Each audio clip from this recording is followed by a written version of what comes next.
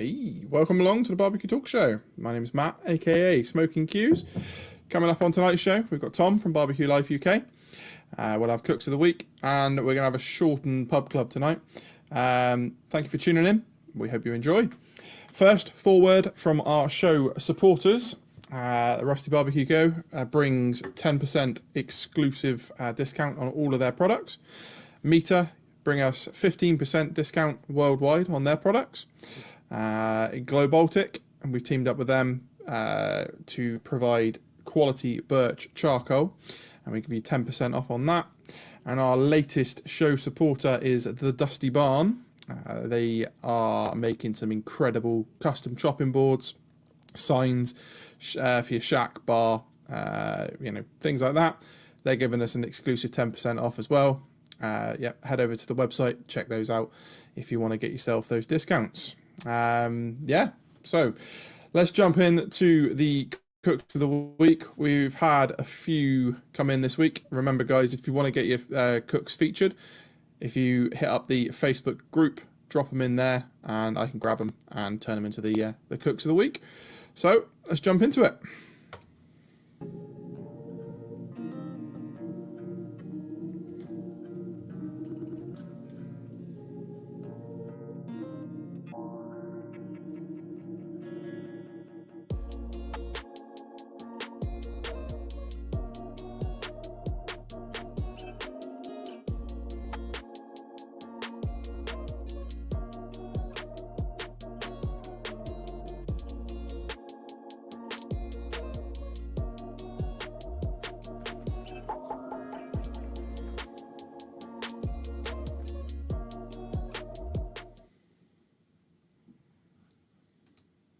So, like I said, just a few this week.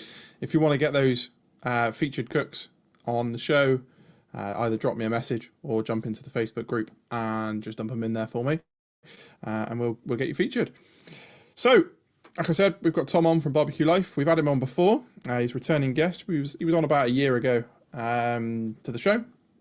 So we'll have a chat to him, see what's been going on over the past 12 months, and yeah, let's get into it. So I'll call him up and say hello. Hey Tom, how you doing, mate? Hey, I'm doing good, Matt. You? Yeah, I'm not too bad, mate. Not too bad. Hopefully, everything's a little bit more stable than last week. It was a bit jumpy at the beginning, so hopefully we've nailed some of those technical issues we had last week.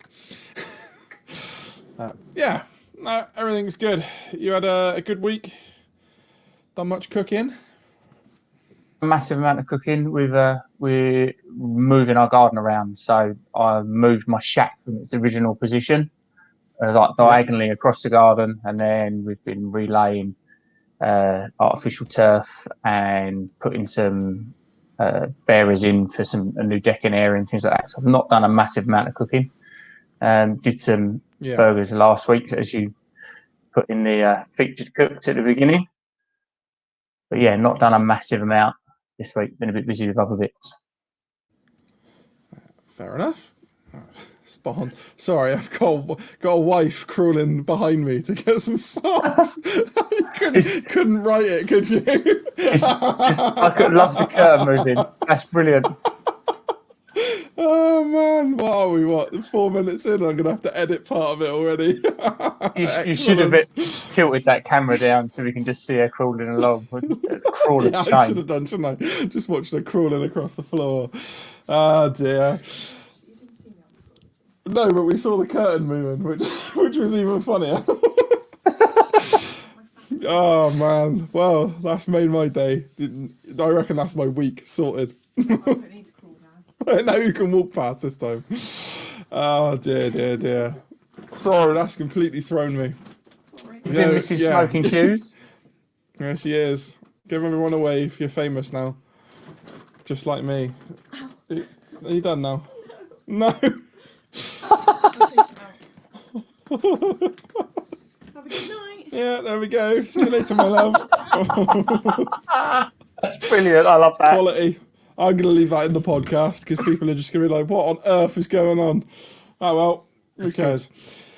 That's the joys of a live show. You get these little nuggets of absolute crackers. There you go. Yeah. So you're moving the shack. Is that because of your noisy neighbours? No. So you're still going to hear them, unfortunately, although it is over the other side of the garden. It's more the fact that where the shack was is the only part of the garden that gets sun. So I'm in there you go. summer with the sun blazing in and cooking at the grills and sweating my arse off, and everybody else is sitting in the shade. So we've moved it to a cooler part of the garden. Perfect sense then. So yeah. And it's a fair bit closer to the house, so there's a bit less walking, bringing things in and out. And which the is Wi-Fi quite good. is stronger as well. Well, that's what I was hoping. But Oh. because of the shack wall, and then we've got like a built-in pergola, it's got like two lots of wood to get through, and it doesn't get through it. So I need a Wi-Fi boost. Hence why I'm indoors. We'll have to sort you out. Yeah. To be fair, I'm not sure I want to be sitting in the shack. It keeps going off pretty cold in the UK at the minute, doesn't it? It is pretty chilly out there, and I think the noises are out in the garden as well, so you'd probably hear all them as well. Well, there you go then. See, the rule of 600. Yeah. Seems for some of the people. So, yeah.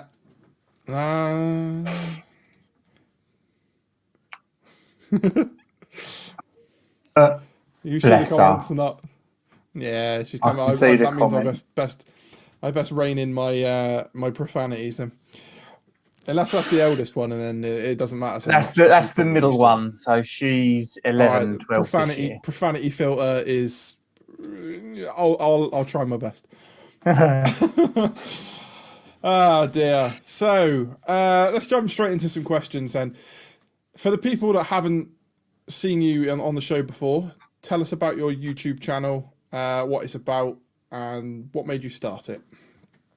So YouTube channel is BBQ Life UK, same as all of my socials.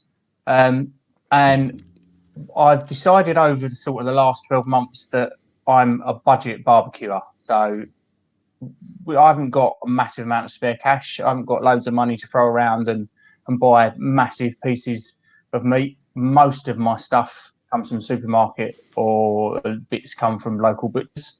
So we're a value barbecue channel. I'm just a dad that loves to cook outdoors over flame and share them cooks with everybody else. So equipment wise, I've got a Weber Master Touch and then a budget Kamado. So I've got the Audi Kamado, and I'm currently the only YouTube channel cooking on the Audi Kamado, which gives me a nice little niche. So yeah, that's basically it. I put out recipes and reviews and techniques around all the equipment, and yeah, it's been moving on really well these last sort of 12 months. Yeah. So what sort of I know you've recently got past that 1,000 mark on YouTube. Yes, yeah. I never thought that I would get 1,000 subscribers. I hit that about 6 weeks ago. And then the next thing to look at was the amount of watched hours, because if you want to put in adverts onto your stuff so that you can start earning some money back, which again is something I never thought I would be in a position to do, you needed 4,000 watch hours. So at the point I hit 1,000, I was 1,200 watch hours short. So it's 4,000 watch hours in a 12-month rolling period. So I'm thinking to get another 1,200 hours, it's just not going to happen. And it's just moved on. So I hit that 1,000 and everything moved on quickly. I'm now nearly 1,400, and I've hit that 4,000 watched hours. So I've been able to apply to see whether Google and YouTube will let me put ads on the YouTube, and then it starts to become a bit more of a business. So we're moving it on from a hobby. It will give me more money to invest back into the channel and save to take BBQ Life UK onto our next stage, which is something in the next few years, Ooh. we want to move on. The next stage. Are you But going to the give us next an stage exclusive of would what the next be stage to have. is, or what your dream would be? The dream would be just to run a barbecue school. So still keep the YouTube going as well, but to be able to run classes for people Nice. over the weekend. So still keep the day job and then have that on the sides. But I don't want to run it just as myself. I want to run it as a family unit. So I want my wife in helping me cook, and she's really good with barbecue sides and things. And my youngest, my son, he's currently starting to really get into cooking. Yeah, so the last few weeks he's been out doing little bits with me and picking up little tips. So he would like to be part of that as well, and then get the girls in as well. Yeah. So I think nice. it'd be a real family. I saw unit. the picture you posted up on the socials the other day with you and your son out cooking on the Kamado. I was with his long hair, surfer hair dude. It's wicked when the kids want to get involved. I mean, mine came out with me, and do you know, he was more interested in making a video than cooking the food. But I don't, he sees me do things like this all the time, or he doesn't actually see me do it because he's normally asleep. But we were out there, we cooked sausages. Really simple. I mean, they were, all right, granted, they were some really shite sausages. But it was more getting out there, lighting everything up, letting him play with some flames. And to be honest, I just chucked it on the plancha. I just went, hey, I'll just roll them about. They're cardboard Easy enough. sausages It's a nice little introduction. They're pretty much cooked. Yeah. And then all we did, we chucked them in a tray, and I said, there you go, chuck some of that sauce on, some hoisin sauce. That's the funniest thing to try and get a 5-year-old to say, hoisin sauce. And we put it on Instagram, and tagged a few people in it, and Weber sent him a message saying, keep going. So yeah, he loved it. And well, he loved the video side of it. I cooked a chicken in there. It's a running joke now with the family, because they've obviously all seen it, and yeah, just it's good. It just makes the next generation of outdoor cookers. We're sort of introducing and bringing them into it all. So yeah, no, it's good. And it's good. He said about coming on YouTube with me. So I've said, you've got to get your skills down beforehand. We get you to a level where you're a bit more competent with what's going on, you understand what's going on, and then he wants to do a little feature within the channel as well. So his name's Charlie. So we've come up with a little idea that maybe we'll call it Char Grills. Nice. Go down that line. Like it. So yeah, the missus come up. Why with not? So this is just off the cuff an idea for you. You say that he needs to polish up on his skills. Why don't you make videos that are you teaching him to polish his skills? Yeah, there's a good point. Because there's gonna be people out there that are in his shoes as an adult and go, well, how the hell where do I start? I've got this X, Y, and Z, whatever you've got, but all I know is put the burgers on and sort of cook them until they're like leather shoes. But that introduces some kind. It introduces that little element of you're teaching, like your dream is to have a barbecue school where you're teaching your son to cook and polish those skills, and you're introducing him into that YouTube side of things as well, where he can in the future maybe he goes on and he's like the next big barbecue thing. I don't know, so it's something to think of. I hadn't really thought about it like that, so that's a very good idea, Matt. I like that. Yeah. Well, there you go. Let you take that one away. See what he says. To be fair, and people will follow his journey from, he's got some basic sort of skills now, and in a year's time, we'll have you on the show again, and we'll see, how he's progressed. I could well have him. Exactly. Be spot on. Yeah. Yeah. Ah, there you go. So, I mean, I guess that kind of covers your growth over the year. So from 12 months ago, what do you reckon you were on subscriber wise? So at the point I came on the show, 600, wasn't it? yeah, the point I came on the show last year, I just hit 500, and I'd had a big surge this time of year again around the Audi Kamado. So I got a surge because I did a review on that just before it was released in the shop, and then I've had this surge again as it's been released earlier this year. So, but I'm hoping that this surge is going to keep coming through because I've really worked on the branding this year and my message. My brother's helped me out a lot with that. He runs a podcast called The Digital Entrepreneur, and it's about being able to grow your business through YouTube. So I'm now trying to treat the whole channel as a business, although I'm not making any money out of it yet. It's about being able to sell yourself as well as selling your brand and your product. And our product is the food that we are showing people how to cook. So we're not selling something that you can physically buy. We're selling an idea of you can do this too.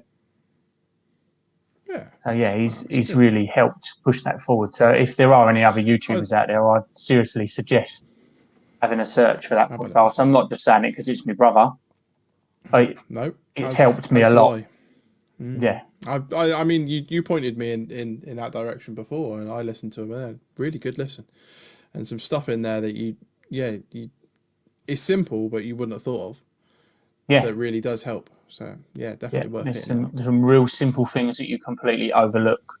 So yeah, without him, I don't think it would have grown as much as it has. But as I say, it's just about bringing the niche in. So my tagline is barbecue life, where barbecue doesn't have to cost a fortune.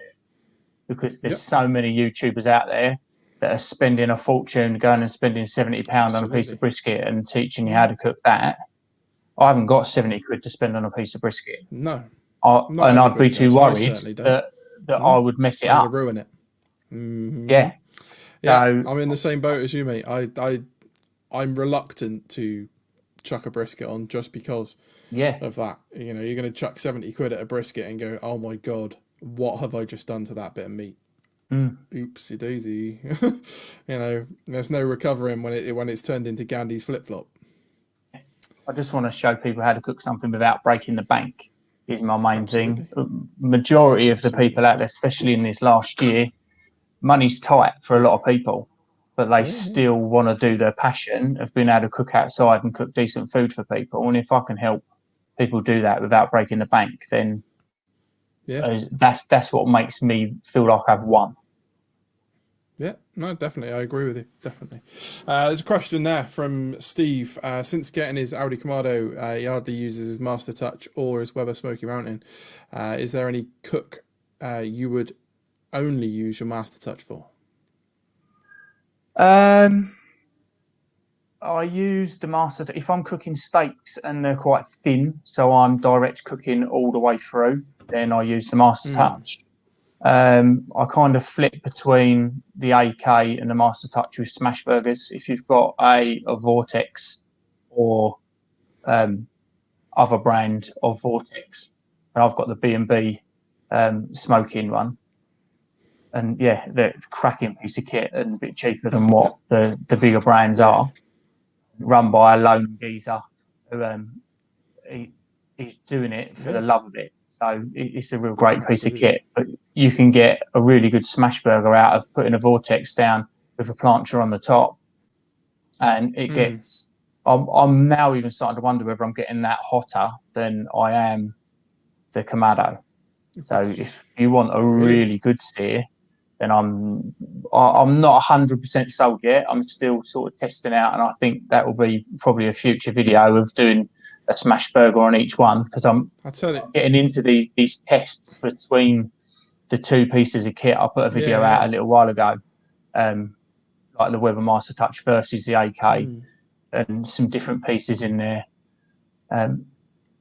So yeah, the AK is good. It doesn't use a massive amount of fuel compared to what the Master Touch is. But if I'm direct cooking, then I'll use the Master Touch over the AK, unless it's got a lot of fat in it, and then I'll probably go back to the AK. So I flip between the two. There you go. Another question from Dutchy. What is the idea of changing the video format, more talking to the camera with short cooking clips? If that makes sense to you. Yeah, that does make complete sense to me. So recently, sort of beginning of spring, end of winter, I decided that I was going to be talking to the camera like what I am now and discussing what I'm cooking, and then I layer my footage over the top. Where before, Okay. all of my videos was complete footage all the way through, and then I would voice And over you it. talking over the top of it. Yeah. Right, okay. So I thought I would try the two different formats. So I'm not going to lie, I saw Will's Grill Shack, and he does the talking to the camera, and then he puts his clips over the top. And I thought I'd give it a try. One, I wanted to see whether I was confident enough to be able to sit there on a week in, week out basis, because I was doing the talking to camera. If I'm in a review and there is no real footage, then I'm sitting there and I'm talking to the camera, and my eyes tend to flit off, and I might not be looking at the camera and looking off and things like that. So I'm really trying to train myself, as I am tonight, where I'm looking down the camera, to look so at the camera. I'm looking at the viewer. So part of this is that you've got to sell yourself. Yeah, it's harder for you because you're looking at the screen and you're pulling things up and you're checking the comments. Yeah, but if you was doing a video where you've you're certainly trying got to to sell engage something, you've got it. So you're selling yourself as much as you're selling the product. So that person's got to have faith in me that they believe I can teach them what they need to learn. So part of that is getting them to understand myself, which is why I've changed that video content into seeing a bit more of me. And you've still got the video footage there, but it's a bit more condensed. I found that when I was doing it before, I would waffle a bit, and I was trying to fill gaps in footage. Really waffle. Yeah, really. And I've got my really there it is. really t-shirt on tonight. For those of you that don't know, that came from last interview on the Barbecue Talk Show, where Pickles Barbecue asked me, is there anything that I do in my videos that I really don't like? And at that point, I was doing my taste test, taking my bite, and then I was going, oh yeah, it's really good. Really. And then it just become a bit of a joke between a few of us, Matt being one of them, that it's really. And the fun thing about this is, I mentioned my brother's podcast a minute ago, is that I've noticed that he does really on there. So it must be a family thing. I can't work out. I think it's probably my dad that it comes from. But we all really quite a lot. I do similar things. So when I'm thinking or I'm talking, as you've seen then, I stop now. Yeah. Whereas before I'd be like, but it's that once you realise you do it, you stop it and you're like, it then sounds really disjointed because you think you know that you stopped on purpose because you're going click in your head before the words come out. But I think it's just part of being human, isn't it? That's the point that my eyes wander. If I'm on camera and I've got to think about the next thing that I've got to say, my eyes will flit off while I think about what I'm saying and then come back. So I'm not going to bore what I'm trying to train myself out of. Where do you find you're looking when you drift off? Upwards? Just for divine inspiration. No, it's like that, is it? Okay. I'm not going to bore everyone. Yeah. No. I know. Well, I did randomly. I'm talking to a psychologist about it, and they pick up on little things. So when you're looking or you're looking around different places, depending on where your eyes go, depends what you're doing. I didn't know that, and now I do. I realise that when I'm thinking, I look up. And when I'm imagining something, it's the same thing. You look up and very peculiar. There you go. I did bore people with psychology. Sorry, my bad. This is a barbecue show, I think I tend to look towards whichever barbecue, because where I'm sitting in the shack, I have the the Master Touch on my left and the AK on my right. So whichever one I've cooked on is the one that I tend to look at for whatever the answer is I need in my head. It's like it's going to tell me. enough. It's It a strange little it's- connection I have with my cookers. Well, there you go. They talk to you just in a different language. Yeah. Yeah, I go. Even your daughter said so. You've definitely improved. There you go. Bless her. It doesn't come from me, really. See, that's my mum. So I'm on my best behaviour. Please don't go and watch any of our other videos because I don't want to upset you.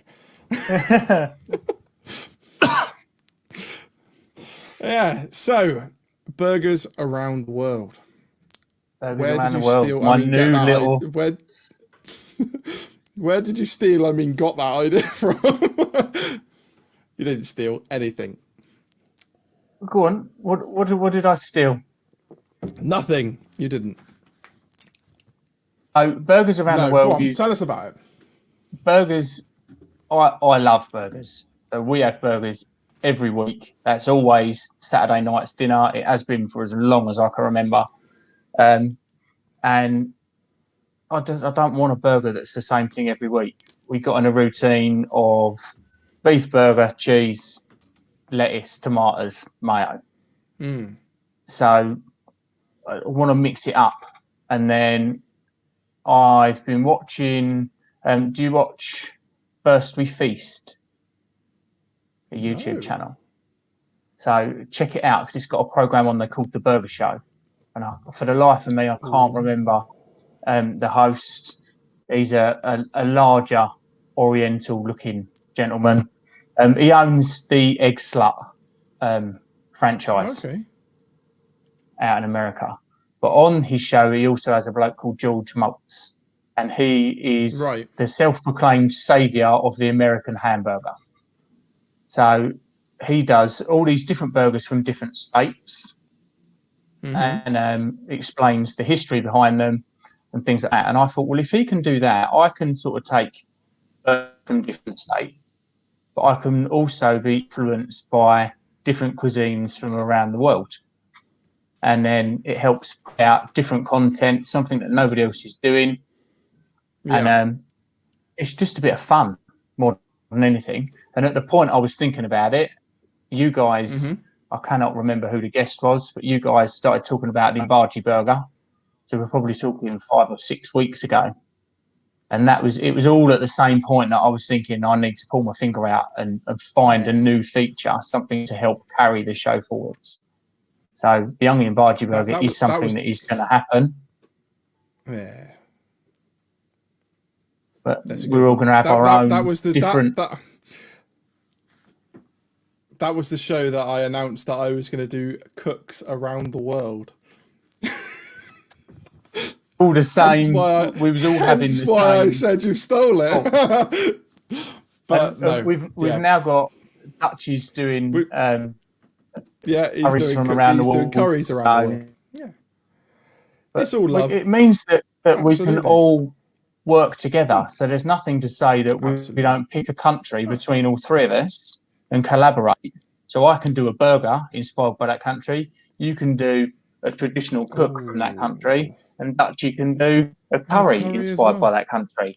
And we can work it all between us. Do you know what? I reckon we help.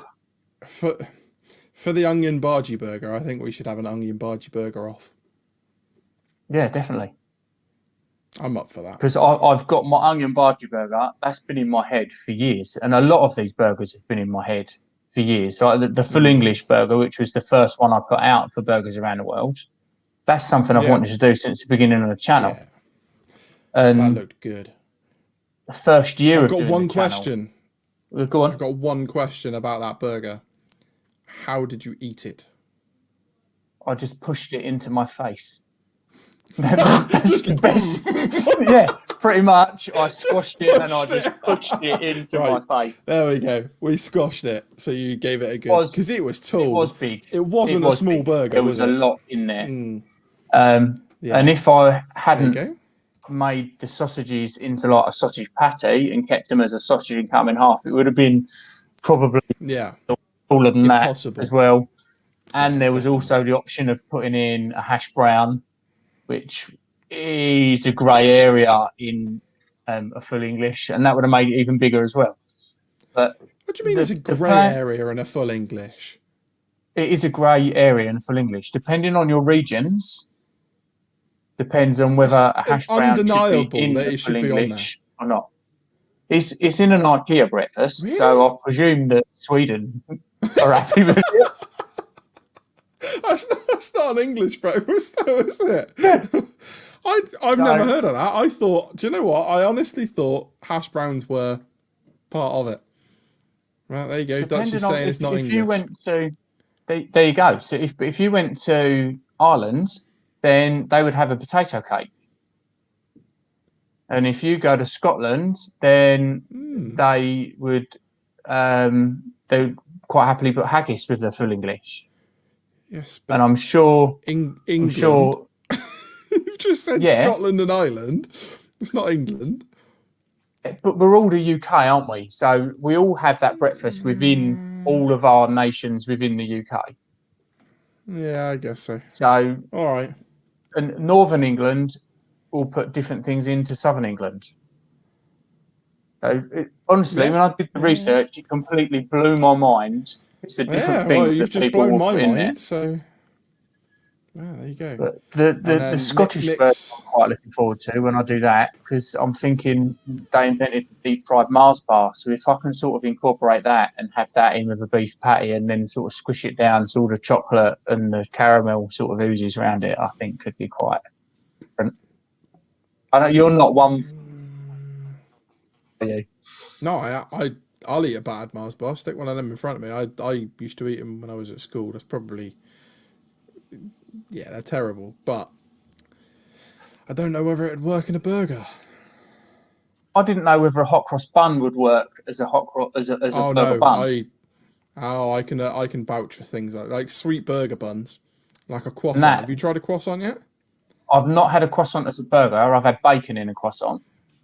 So bacon and cheese in a croissant. I just had bacon because we was on the beach having breakfast, and we just had bacon and croissants. For the weekend, I challenge you to go and get some brie, some bacon, and a croissant, and cook it in there. Get cranberry sauce in there, and then I'll tell you what, you can come back and thank me afterwards, and then I'll go and thank my wife because she was the one that introduced me to them, and now I can't not eat a croissant like that. They are incredible. Don't say no at me. Yes, that's everyone should try it. She's not up there, no. Obviously not. He doesn't like that one. I did a double smash burger with sweet onions, some chutney. What was it? Like a jam chutney type onion chutney in the croissant with some plastic cheese. Oh, not only did it make an incredible picture, it tasted absolutely stunning. So I reckon you got to do that one for France. I've got an idea involving jam. But I don't want to give too much away. I've got this thing about a peanut butter and jam burger, and maybe try and tie it in with some American state, do some research to see where the PBJ came from, and then tie it in with that. But I'm not entirely sure how to do it and where to go with that. No, I like it. Bottom of the bun, peanut butter. Top of the bun, jam. Bam, in the middle, go. Simple as that. Yeah, and maybe incorporate some jam with some barbecue sauce, so it's got a little bit more, so a really jammy, fruity barbecue sauce sort of flavour, and then have this See all these peanut butter sort of melting over the top. Oh, that sounds good. Oh, Dutchy says no to the battered Mars bar in the burger. Sorry. There you go. I've had Neil's question up on the screen for a while. Have you found any accessories to fit the Audi Kamado? So there's a couple of people that make them now, don't they? Yeah, so you've got a bloke, Gavin Ball from Steel Smoking. He does accessories to fit in the AK. So he does planchers and metal deflectors and a half deflector plate. And Yanni, I think their website is kamado.co.uk. They do a divide and conquer that fits. It doesn't fit perfectly, but it does fit. So, and depending on your model of AK, i.e., year wise, depends on what size divide and conquer fits in there. So, I've got a 2019 model and I can only fit the 18-inch. Some other people have been able to fit the 20-inch, but I'm still really dubious about putting a 20-inch in there because when they're putting it in, it is really tight. And if that metal expands and puts too much pressure on the ceramic, then you're just going to split it. So I would go with an 18-inch, which is what I've got in mind. It makes your grill grate about 1.5 centimetres smaller than the original grill grate, so you're not losing a massive amount. You're not losing anything. But no. And then you've got yourself the multiple system in there. Yeah, multiple cooking levels, half moon, absolutely. Deflector plates. So yeah, they are the two that fit. Rotisserie wise, I get probably asked at least once, maybe twice a week about a rotisserie PAK, and I cannot find one anywhere. So you'll have to get yourself a Weber Master Touch and get yourself an Only Fire one, and have 2 Qs, unfortunately. See, you know what to do though. Make yourself one. I have looked at befriend a metal worker. Befriend a metal worker and ask him to make you one up, mock one up. Yeah. See if it works, and then go into production. People will buy them. Definitely. Yep. Jimmy Q's put peanut butter and bacon jam. Yeah, that's the one. And I've already got a bacon jam recipe as well. So, and it is killer. So you're gonna have to you're gonna have to share that. That will work. That sounds. It is on the channel, the bacon jam recipe.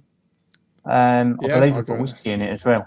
Jack Daniels and bacon jam, if I remember rightly, and it's really good. Nice. I've got to stand up for a second. I've got to get the computer lead, and I can't reach it. Where's it gone? Uh-oh. Right, I'll be back. Oh, that gives me a reason to drink the rest of my drink and fill it up. What are we going for? A marshmallow porter now? Just get it in for you. Just to annoy you. It's all good. I'm sure I'll work it out. Oh. Sorry, mate. I thought I left it on the table behind so I could just sort of lean in and plug it in when I needed to, and it's fallen off the table onto the floor. You do not look impressed with that marshmallow porter. So, they're right up on it from Tiny Rebel. Stay puffed. To look at it, it's dark. To smell it, sweet toasted marshmallows. Yeah, okay, I can get it now. And then it tastes like s'mores. So, let's have a go. Sorry, guys, if you're watching. It sounds far too sweet and sickly for me.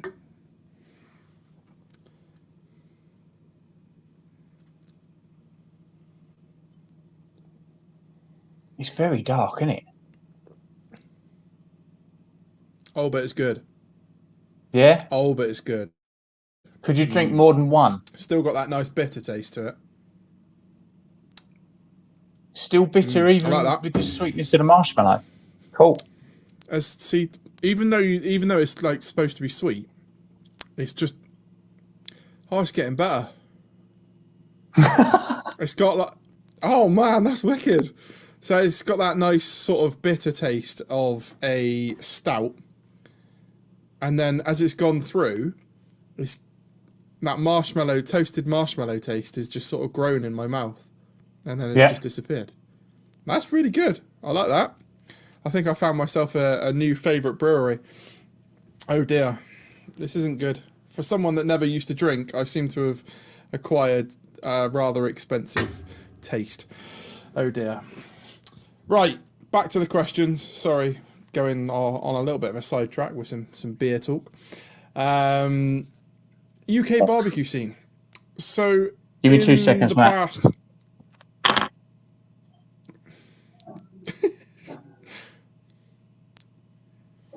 Do.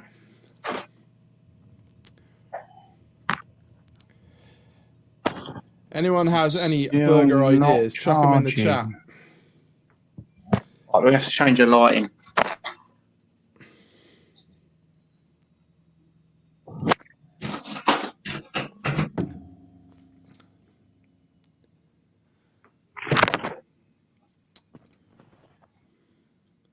We are charging now. For some reason, the socket don't work. Apologies again. Barbecue Last makes the There you best go. burgers. Oh, that's The my main little man. boy. He's in. He's the new burger champion. New burger champion. I tell you what, Tom. You should get him to enter the burger competition. Yeah, could do. Hashtag well burger me. And it's probably a good point to Well mention burger that. me. So for people that haven't seen it, so Tom, Russ from the Rusty Barbecue Company, Neil from Gorilla, and myself have all come up with a burger competition on Instagram and Facebook using the hashtag WellBurgerMe, and we want people to make simple burgers that make us go, well, burger me. If you want to jump in on that and submit your burgers, They haven't even got to be simple, have please they? do. Just No, we want something make that it just knocks our socks off. We do, but I also don't want people to go out and spend a small fortune. Burgers I are know, and that's completely against meant to be cheap. my whole barbecue principles. Yeah. So it fits perfectly into your, into what you do. But there are going to be some people that go out and spend a small fortune trying to impress. But please don't. Just remember the raw basics of a burger and just try and blow our socks off without breaking the bank, as it would be. We're both really excited for that. I think, well, all four of us are really excited to see what people are going to come up with burger-wise. I know I spoke to Neil today, and he said after we got off of the live on Instagram, he said that his inbox didn't stop.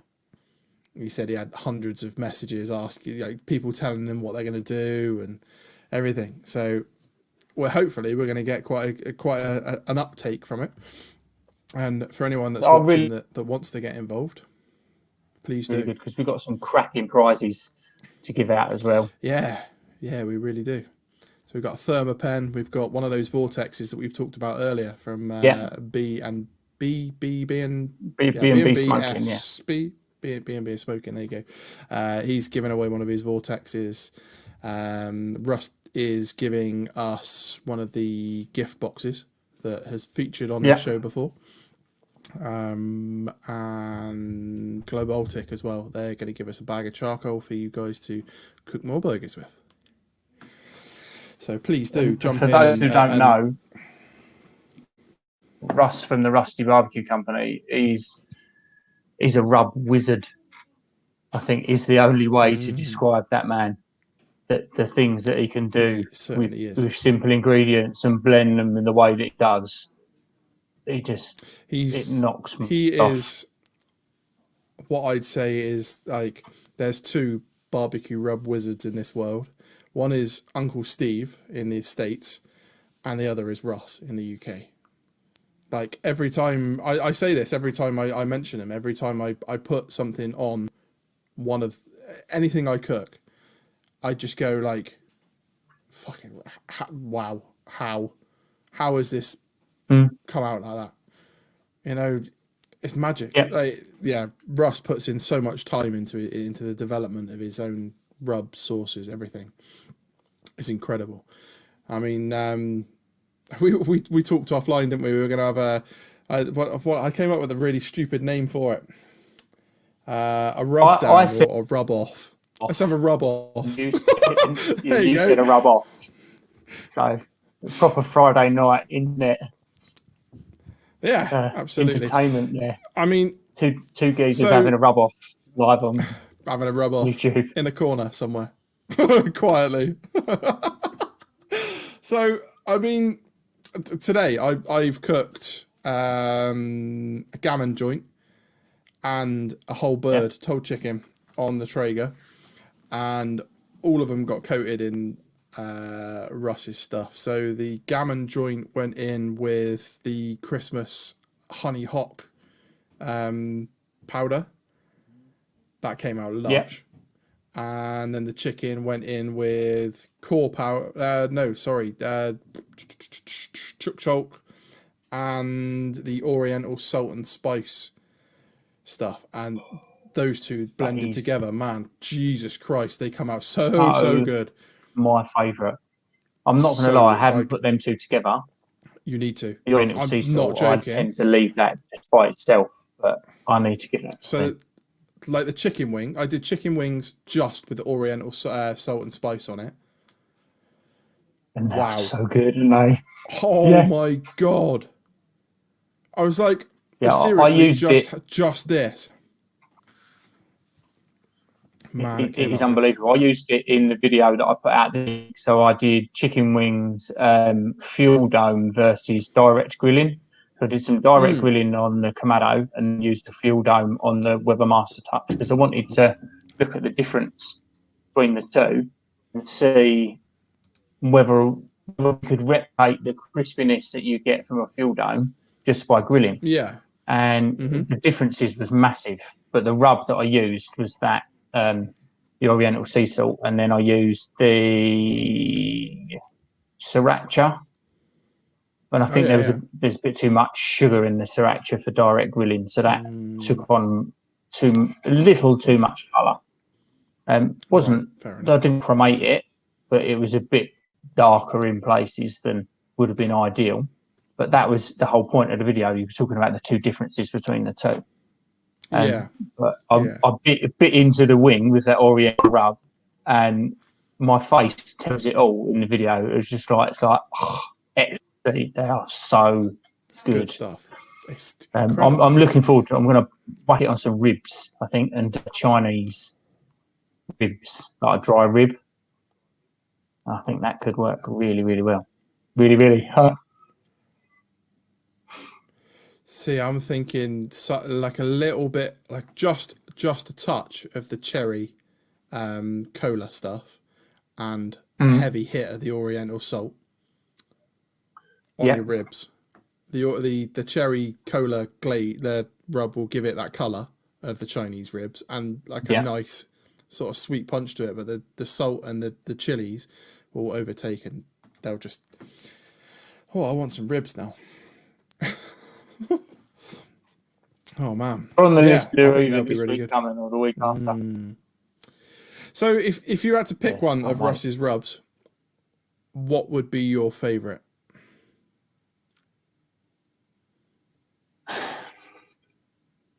If I could only use one ever, then I would probably pick the core powder because it is such an all-rounder and you can put it on every single cook you use.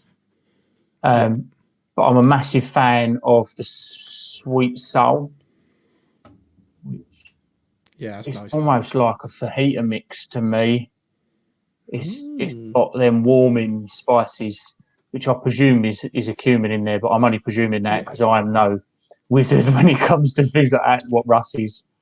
So I do really like paprika. That, and I really like the Oriental sea salt. Yeah, cool. If I could only pick one, then it would be core powder. Core powder. So I said to my wife this morning, or this afternoon when I was making these the chicken, I reckon it's the Oriental sea salt or the salt and chili.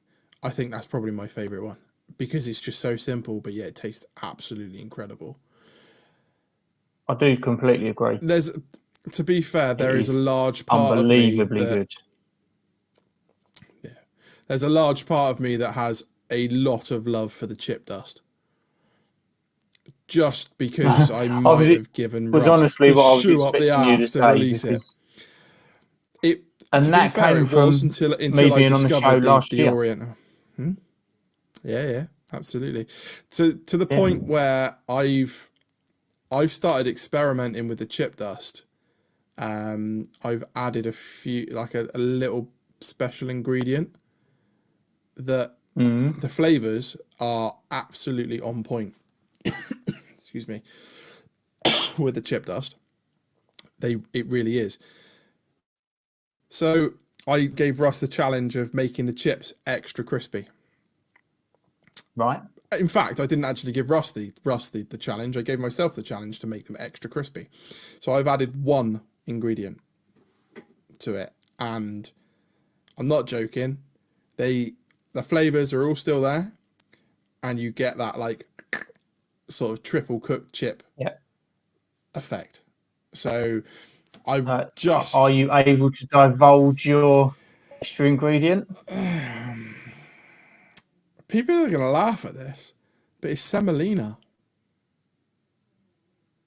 Yeah, I can understand that because it helped dry it out. There you go. So if people So haven't you're tried still going to get your semolina fluffy on the inside. It's going to really. got it. Yeah. So Yeah, I can completely yeah. understand it.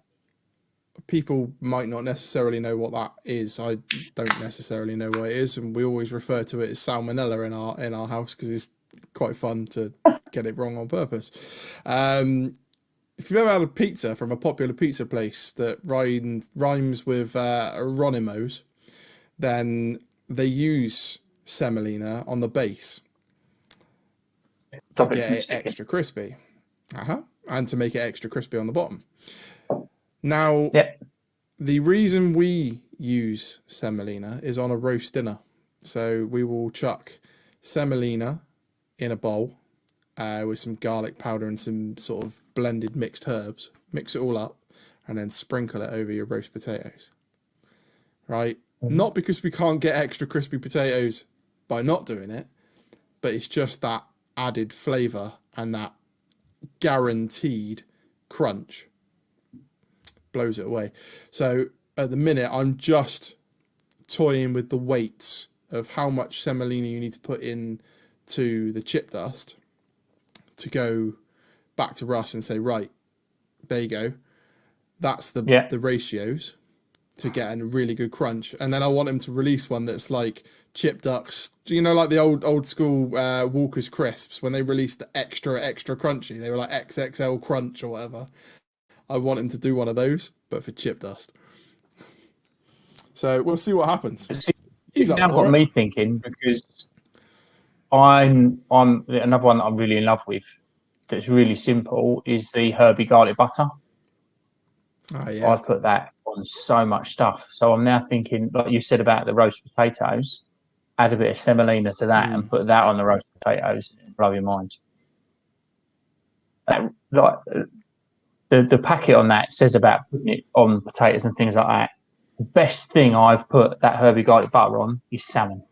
Get a salmon fillet and sprinkle that on the top, and it is unbelievably good. And that sounds really nice. Margarita pizza. A margarita pizza sprinkled out on the top, and you've got cheesy garlic bread pizza. And that again is good. Massively good. I'm game for that. That sounds good. Really, really, really good. Really, really. Really, really. Yeah. I think that concludes our rub off. Yeah, absolutely. A nice, quick, cheeky rub off. UK barbecue scene. How do you feel it's changed over the last 12 months with the whole sort of COVID thing going? How do you think it's changed? Do you think things have got better? What do you think? More people are barbecuing than ever before. More people 100%. are trying to up their game in the UK on the barbecue scene, and more people are building shacks.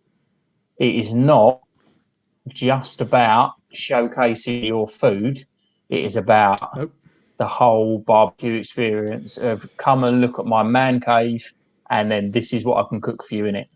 The amount of questions I get about shacks, how did I build mine? What did I build it out of? How tall is it? What's my ventilation like? Things like that I'll probably get as many questions about the shack as I do about the Audi Kamado, and a lot. So yeah, I think it's becoming much more of a showcase. So are we thinking that barbecue in the UK is now becoming a bit of an ego thing, or do you just think people see, barbecue in as you need a shack, you need all these other bits to do it, or what do you think? I think with our weather, I think more people want to be cooking for longer. Maybe not necessarily as mad as you and I, where we're out there all year round, but they don't want the rain to necessarily stop them. What's that? What, you're not out there all year round?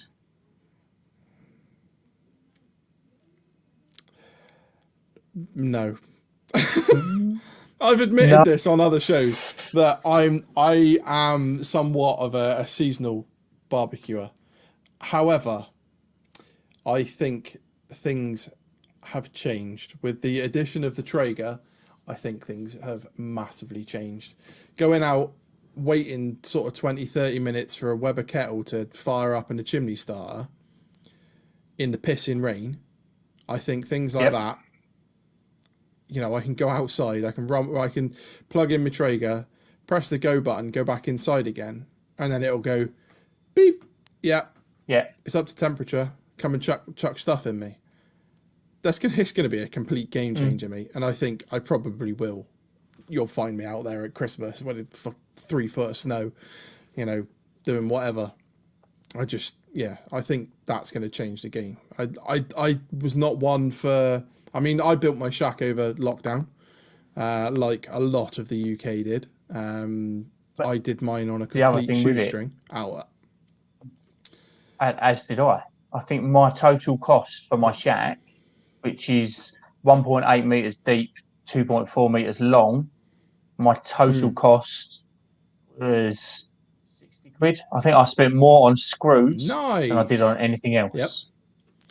So all of my sides is all reclaimed pallets. So there's all pallet slats that I stripped. I was lucky enough that I had some felt left over from the shed when I put that in. Ply I was able to get from work. Pallet slats I can get from work. Yeah. But I have no shame in if I see someone putting something in a skip and I want it, I'll go and knock on the door and go, "Can I have that?" Yeah, nothing wrong with that. Because we're not made of money. One man's rubbish. One man's rubbish is another man's gold, as they say. Yeah. So, absolutely. And I mean, you some people throw away some of the weirdest shit, don't they? Like, you'd think, what the fuck are you doing? Of course they do. Yeah. You're like, hold on a second, give that back. And that's worth like 400 quid to me, but to them, it's going in a bin. If I worked at the local tip, I would go home. Then people could bring in. Yeah. I would be there. And I drive my missus, I drive a mental with wood that I keep. Because every piece, there's a specific job for every single piece of wood. We just haven't found that job yet. It's the way I look at stuff. So I've got down the bottom next to the car, all fenced in. I've just got bits of wood for everything. But it means that when she says we want to move the garden around like she did, we've done it and it hasn't cost us a penny. Absolutely. Yeah.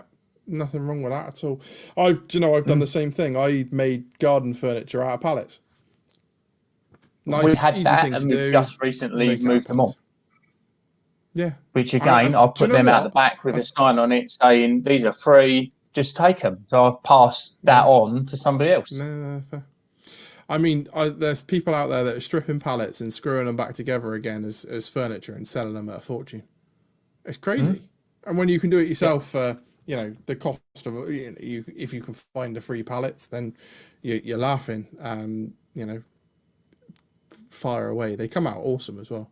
I think my shack cost me the grand total of about 25 quid. Yeah. Again, all the wood was reclaimed from work. The marine ply, same thing, reclaimed from work. The only thing it cost me was the paint. Yeah. I think I'd that was it. I'd I already spent made money on a decking. gesso and I spent money on screws. Yeah.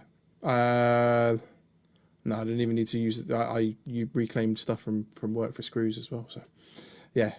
So, like people think that shacks cost a fortune. If you're handy with a drill, a screwdriver, whatever, have a crack at it yourself. All right, it might be wonky like mine is, but it keeps you dry-ish. Hindsight, I probably wish I filled in a few more of the gaps rather than it being open at all sides. I think I probably would have at the back closed it off completely. But I didn't really want to turn it into sort of like a big square box that you go and stand in. But you will find that you will now live with it, and then you will have Shack version 2. So the Shack I've got now is Shack version 2, and it is some point this year going to become Shack version 3. Nice. It will be changing again. Exactly. I mean, the next time I build a shack, I know exactly what I want to do. And to be honest, I think the next one's going to cost me some money. Like I kind of want like it enclosed to a point, but with an extractor unit that pulls the smoke out, so you can sit in there, sort of chill out, proper man cave. I've got a fan. I've got this idea about being able to mount in the ceiling with some form of chimney above me, so that it just it's like a proper fan that you would have in the summer. I'm thinking if I just put that with the air that you would have blowing towards you, blowing out the roof, so it just sucks everything up. Yeah, that'd probably work. Yeah. But it's just working it out. So yeah, that's probably where I'm going to end up go. Whether that will be version 3 or version 4, I'm not sure, because I'm just going to keep tinkering and tinkering and tinkering. But that's us up in this house. We tinker with everything. We do a job, and then we do a job, and then we do a job. There we go. Some of our friends. We was with some friends today, and when we said that we were moving the garden around again, they were like, you seem to do this every spring. Is it, there's nothing better to do in the spring. Move your garden about. Yeah. Neil's put he'd be happy with a solid floor, never mind anything else. Ah, dear. Right. Let's do the hot fire round questions. Just because that's something new we didn't do the first time we were on. So for the hot fire round, we ask you quick fire questions. So don't think about it. First thing that comes to your mind, answer I give you a silly answer. Yeah. People always go, I don't know. Can I have both? First one that comes to your head. Right. Hot and fast or low and slow? Hot and fast. Okay. Day or night? Day. Okay. Beer or spirits? Beer at the moment, spirits in the winter. Nice. Lump or briquette? If you say the latter, I'm going to kill you. Lump all the way. Pork or beef? Pork or beef? Ooh. Joint of meat, pork, burgers, beef. Okay, fine. I'll let you off make for a that. mean pork burger. Ribs, wet or dry? I knew you was going to ask that. See, now there's two trains of thoughts for this, so let's see which way you go. Right, so I cannot give you a definitive answer. If they are falling off the bone ribs, then they're wet. If it's a bite through rib, then they're dry. Because ribs come in two different types. Falling off the bone can still be dry, though. Yeah, but I like my falling off the bone wet. There I we go. like Okay, so I personal like a choice. bite through So, dry. right, there's two trains of thought. There's dry all the way and then you sauce it at the end, or sauce them as you go. So yeah, I guess there you go. You've kind of got both. Yeah. I only ever sauce at the end, so I smoke to begin with, wrap, and then once I've unwrapped, I then sauce. Nice. Yeah, And I fair generally enough. only cook baby backs, so they're only ever sauce for half an hour at the end. Yeah, fair enough. Wrap it or do you let it ride? I think you just answered that one. I wrap because I'm impatient and hungry. Okay. Yeah, me too. But butcher paper or foil for If I hold wrapping. my hands up, honestly, I've never ever used butcher paper. I've only ever used foil. The only reason for that, and I'm gonna guess that yours is probably the same, is butcher paper is fucking expensive. Yeah, I won't spend the money on it. If foil's going to do the same job, so I won't spend the money. You get the same job from absolutely, right? And then burgers or hot dog. I think we've kind of guessed what you're into. Yeah, absolutely. I'm certainly a burger man rather than a hot dog. See, do you know what? I really want to do some brats. I haven't done brats before. Like sausages, yeah, fine, but brats, I really want to explore and play with brats. That sounds bad, doesn't it? I want to play with brats. Let's not do that. Get them too hot, or you get to the point where they are cooked and you've not realised they're cooked. They just split open. Yeah. But they look good like that, don't they? It's like Hulk bursting They do out look of good his like that. clothes. And then you can like wedge onions in the gaps, but it depends whether you're going for ultimate look of presentation or whether you're just pushing it in your face. That's the second time I've used that phrase, isn't it? That tends to be what I just do with my food. I push it in my face. See, to be fair, I'm kind of a push it in my face kind of person. Do you know, sometimes you're there, like you spend hours cooking this food and you're like, right, I'm going to take a picture for Instagram.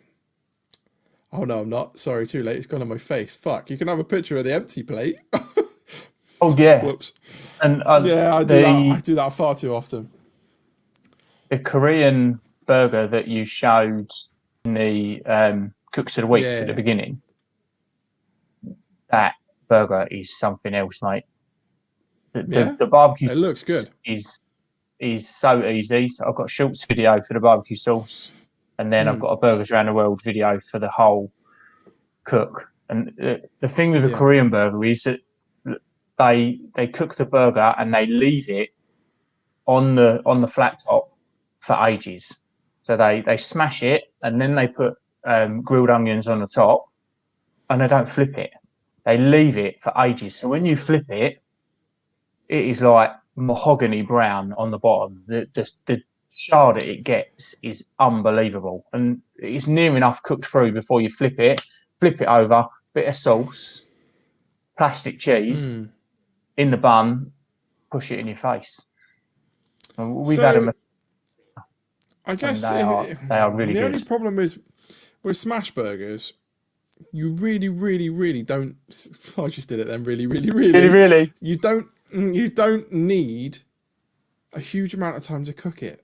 So if you're leaving it pressed and waited for a while to cook to give it that sort of brown caramelized finish at the bottom, is that not drying the meat out? No. No? Because I think the onions on the top, it pull. You know, when the burger starts to pull on the top, that's when you would normally flip it. So it starts to pull on the top, and you bung the onions on it, and you leave it until it is cooked through, and then you then flip. But they honestly are you just don't then fry flashing it? You're just flashing the other side once just to you give flip it a bit of color. Right. You flip it, and then it is 20 seconds for that cheese to melt. You've got to be so quick. Bung the cheese on, shut the lid.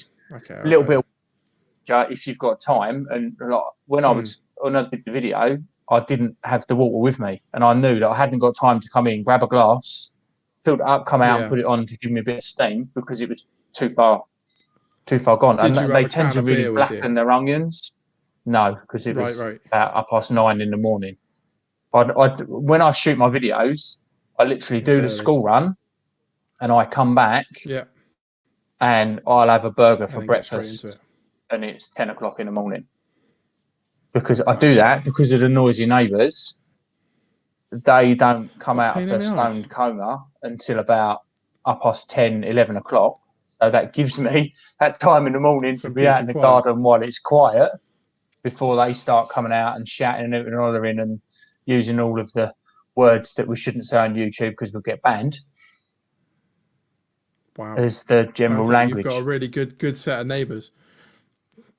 Lovely people. Wow. Yeah, I don't think I could people. deal with that. I'd just be just, yeah. No, let's move on to that before I get myself into trouble. Yes. So, I had one other idea for you for your burgers around the world. I want your challenge from me. Your challenge from me is a roast dinner burger. Oh, okay. I want Yorkshire puddings in it. Okay. Have you ever tried to cook Yorkshire puddings on the barbecue? Yes. I cannot get it successfully right. I either don't have it hot enough or I have it too hot and they are like... Yeah, but they're not crisp. They're like break your teeth. Yeah. How hot are you? I guess you're doing it on the KJ or on the Audi Kamado.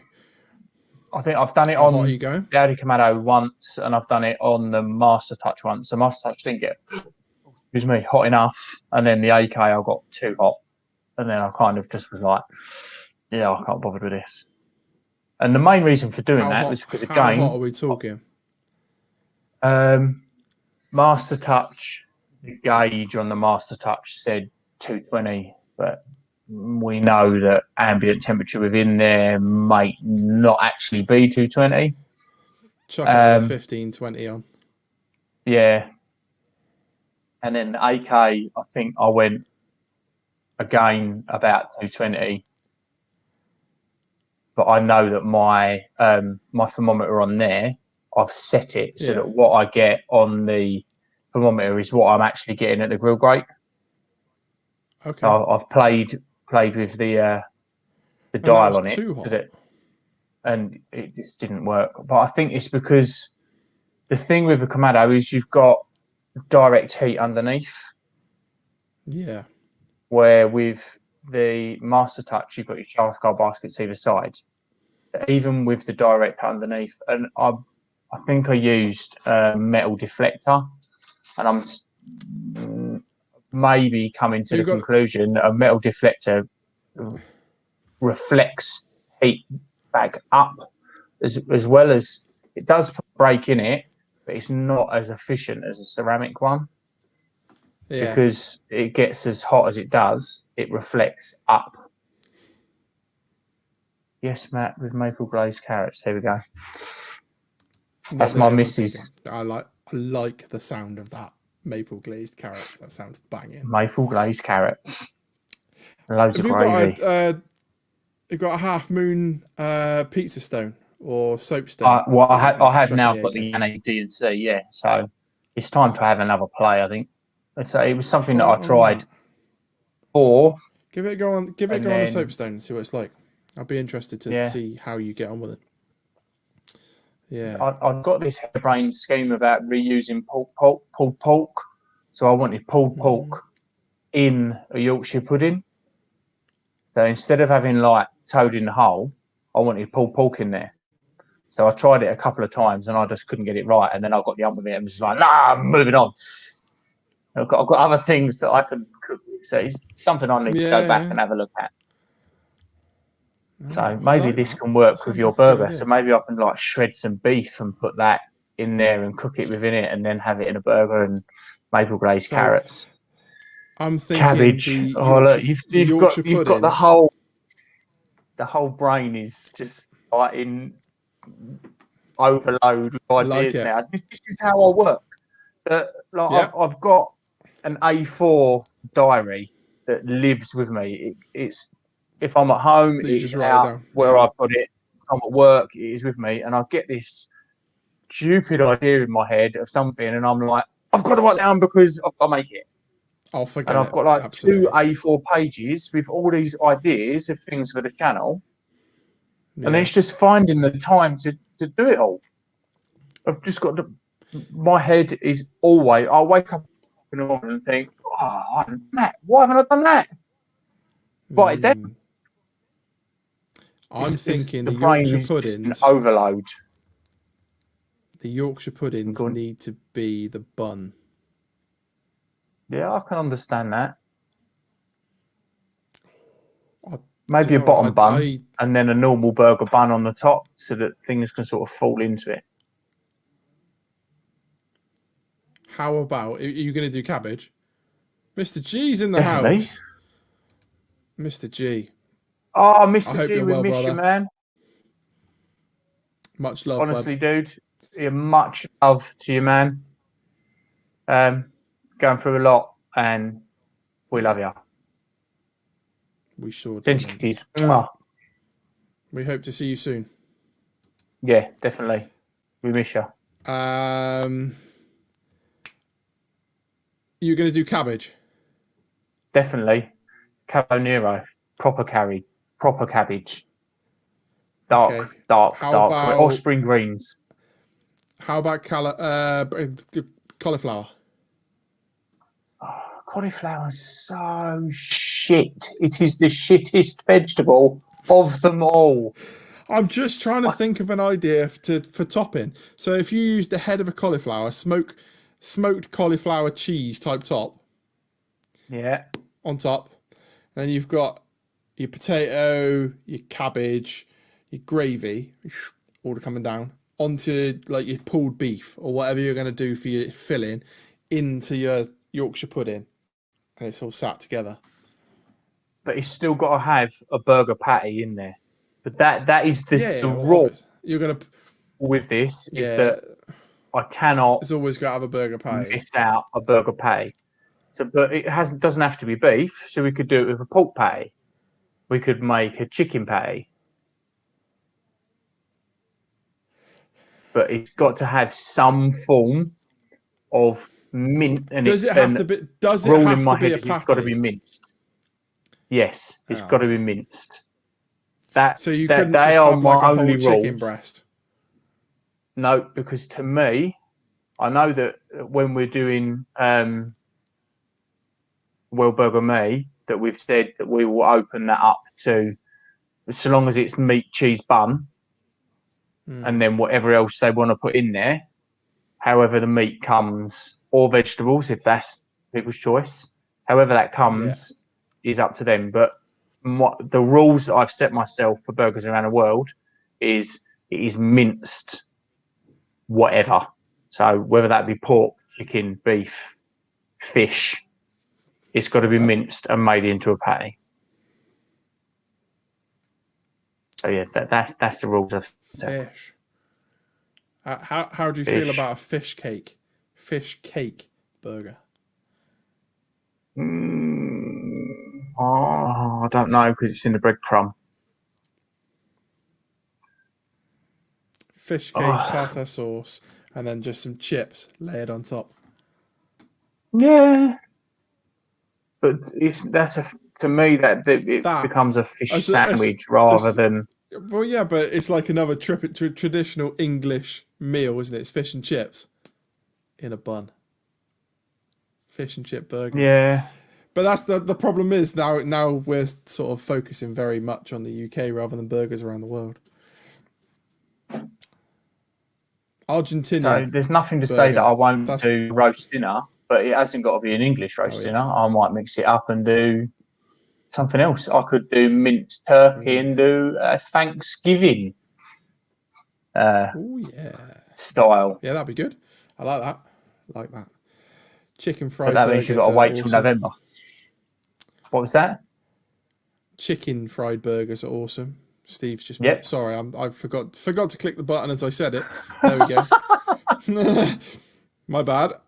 Neil said they go 1/4 inch oil in the bottom of a muffin tin, wait until it starts to smoke a little, and then pour in the batter slowly. So I think we've all got our own little ways of doing Yorkshire pudding. So I put in enough oil to cover the bottom of the muffin tin, just enough. Yeah.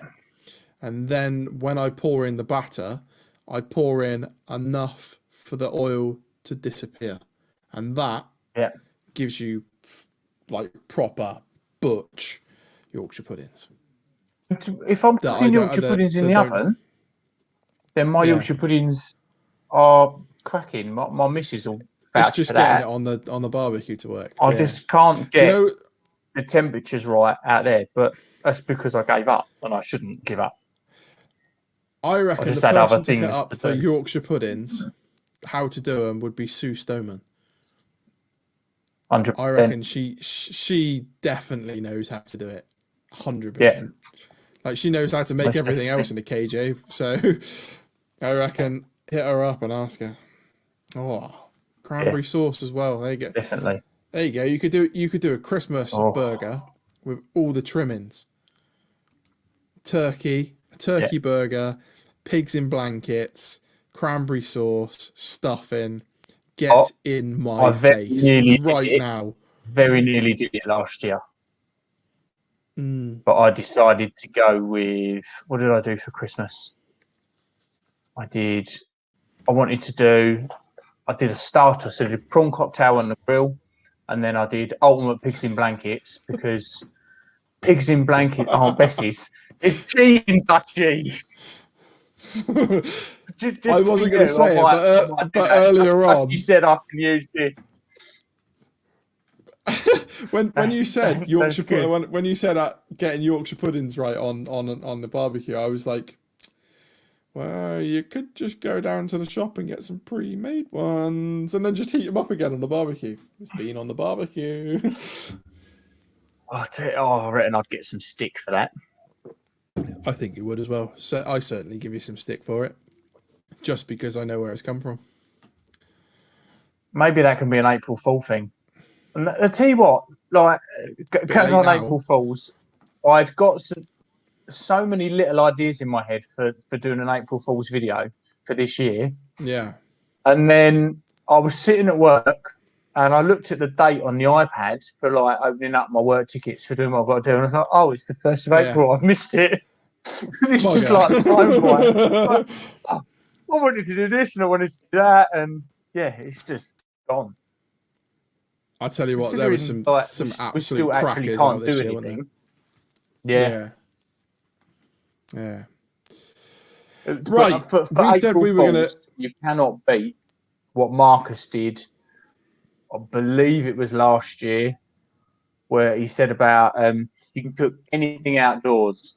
And he took a microwave out into his shack and said, today we're going to be cooking a rustler's burger. And he made this really aesthetic burger where he peeled back the plastic and he put it in the microwave and he cooked it. And then he took this bite and he went, oh, it tastes like broken dreams and welly boots. And I tell you what, I haven't laughed that much in a long time. It was absolutely brilliant. Broken dreams and welly boots. Incredible.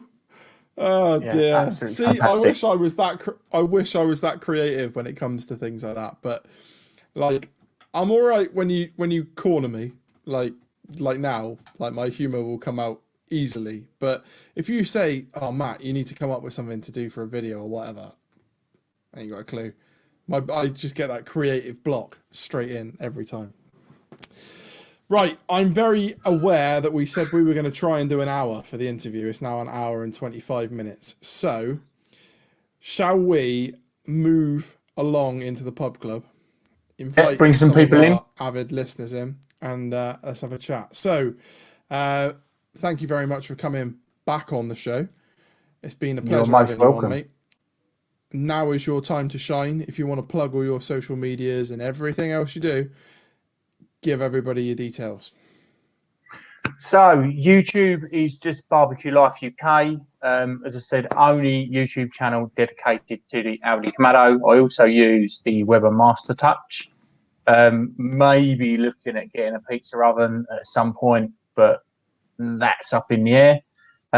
We do recipes, reviews, tips and techniques on there. Instagram, I am barbecue_life_UK. Always open for any questions. Tap me up for anything that you want. Facebook, we are Barbecue Life UK, or my Facebook page, and then we have a Barbecue Life UK community, which is Barbecue Life Community. So you can find that via the Barbecue Life page, or just search for the community itself, and then you can share any cooks back with us. I always love to see if you've seen something that I've cooked and you've recreated it, then I always encourage people to join the Facebook group and share it back with me. Share that love and show me that I've inspired you to cook something. And with Twitter as well, which is at Barbecue UK Life, I think, but I don't use Twitter that much, so don't bother with it. I've never really tweaked how to use Twitter, or but I really should. Yes. Right. Okay. So we will jump into an advert for about 2 minutes. Go and have yourself a comfort break. Grab yourself a beer. I'll post the link. Jump on in and have a chat with me and Tom. We shall see you. See you in a bit. In about 2 minutes time. See you in about 2 minutes time. Cheers.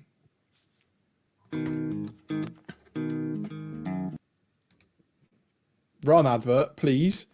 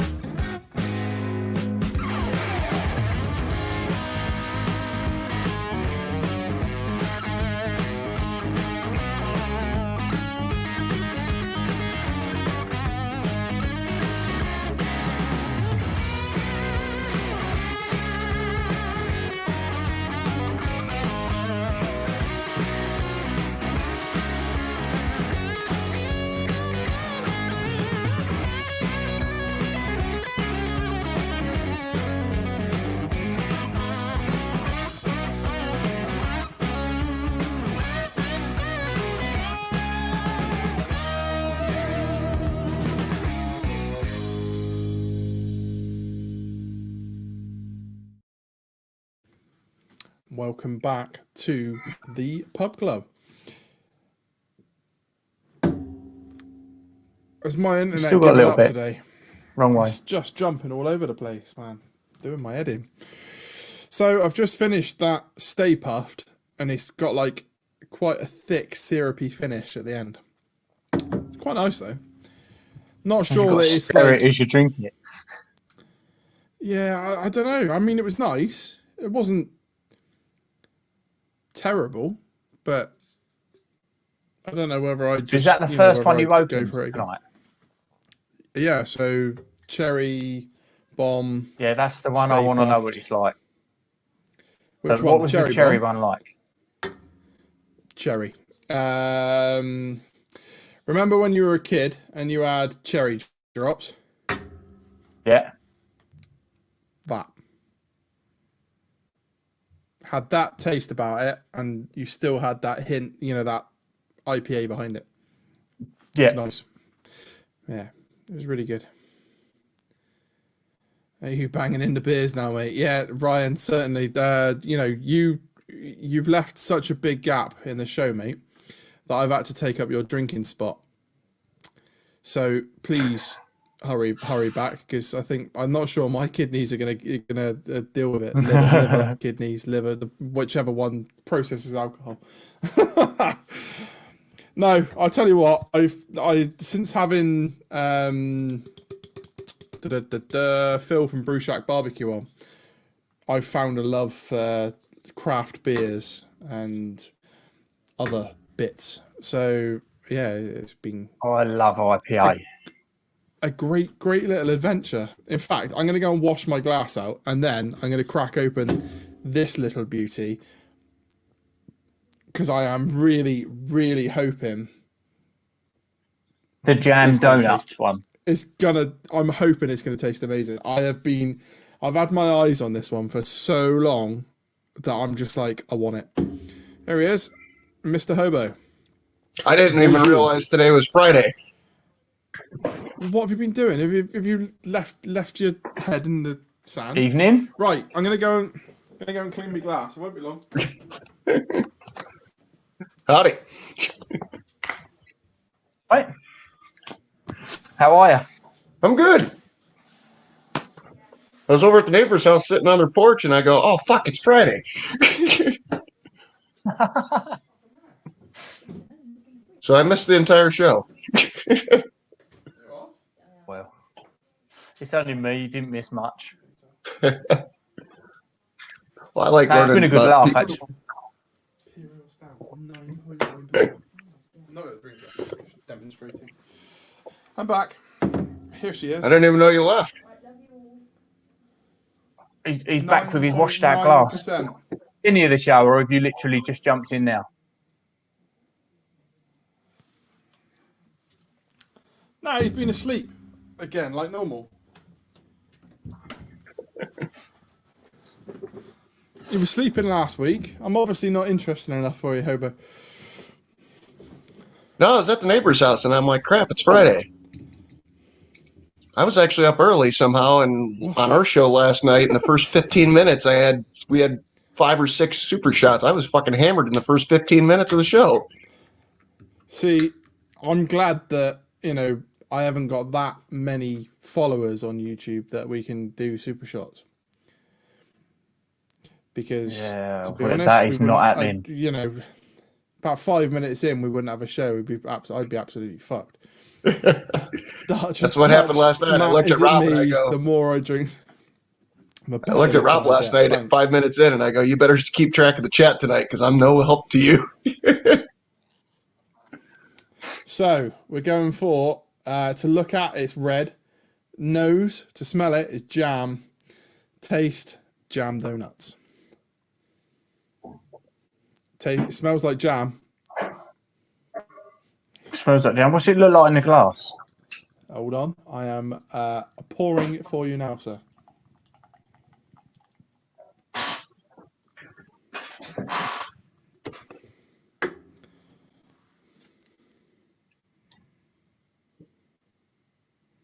So I'll hold the light up to it a little bit more.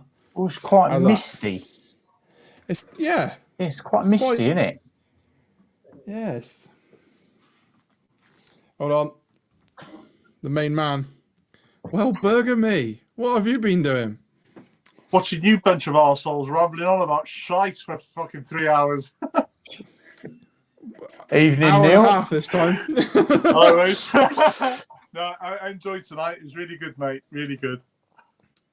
It smells lush. Cheers. What are you sniffing now?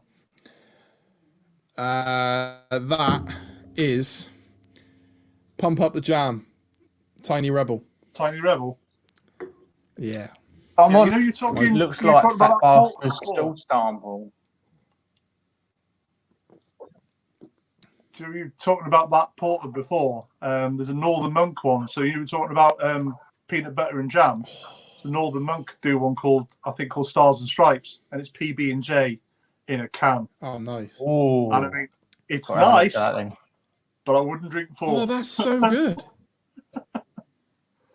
That's Well, I've got- ridiculous. Good. I've got Duopolis, Brewdog, Oat Cream Double Dry. I haven't tried one IPA. yet.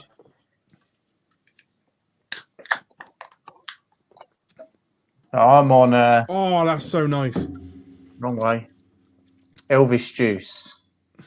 Well, I got the lockdown Which box. is You know, you got that. my my a beer. For favourite out of the Brewdog range. I got the one with like the beer for every day of the month, but I haven't drank them. You know what I mean? I ordered it in sort of January, and it turned up the same day as my Hammerforge did, and yeah, I'm not drinking out of a pint glass because they're not pints. So fuck that. Pale, innit? No. Well, this is supposed to be oat. It smells more like fucking grapefruit to me. How do you like your beer normally, Tom? I don't like grapefruit, but when I'm drinking Brewdog, I tend to like Yeah. the grapefruit infused ones, which is a bit Yeah. strange. I like a citrus undertone, so I really like the Clockwork Tangerine from Brewdog as well. So that and the Elvis Juice are probably my favourite. And the Elvis Juice is branded as grapefruit. Yes.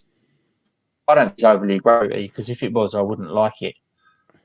Have you tried? Have you tried the I Mallow either drink that Laser or I Quest? drink like no,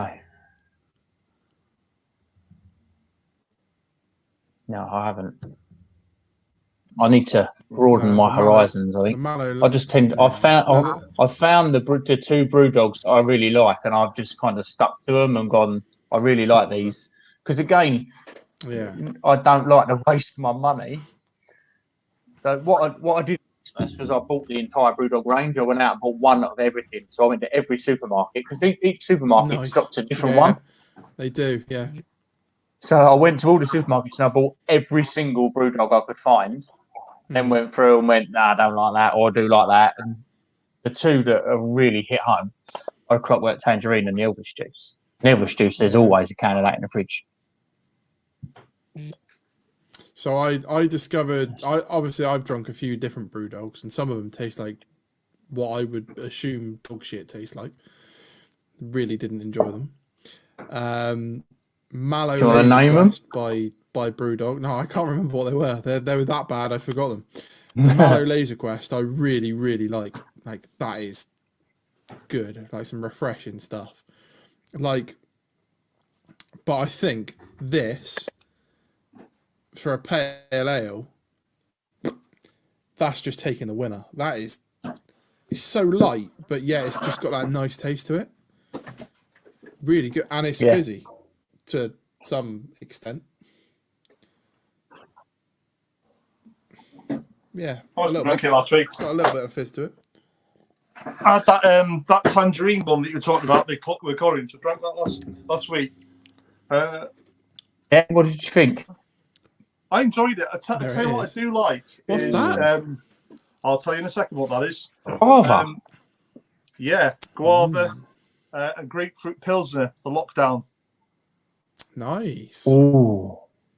So that might be a limited edition one in the box at the moment that might come out like in 3 weeks' time or something. I don't know. The other one I saw was Jagged Edge in there. It says it's a spiky India Pale Ale. I'm hoping it's like a bargee flavoured beer or something like that. That'd be fucking awesome, wouldn't it? You know what I mean? See, but I tried what I one did that like. was Mexican chocolate. Oh, is that the I think I don't know whether that was a Brewdog one or not. I can't remember. Right. I have to have a look. Hold on. You carry on and I'll have a look and see if I can find it. the one I did like was the London Beer Factory in Tesco. They do they almost do these like sour style beers, and they did one and it was blood orange and cranberry, and I bloody love it. The other one I like, and I've cleaned Tesco's out of these, and I've got 1, 2, 3, 4. I've got 5 cans left, but it's Evil Twin Brewing. Wake Up and Smell the Goes. and it's actually made by Brewdog. But this with a smash burger is awesome. It's like what they call a salt beer. It's an imperial breakfast goes with blueberry, salt, and natural flavourings. That with a smash burger is fucking legendary, boys. It is absolutely awesome. Sounds good. So they basically stopped doing it in Tesco's. I went in there last October. They had the shelf there, and I just went, fuck it. And I just picked up the lot, put them in my trolley, and nicked off with a lot.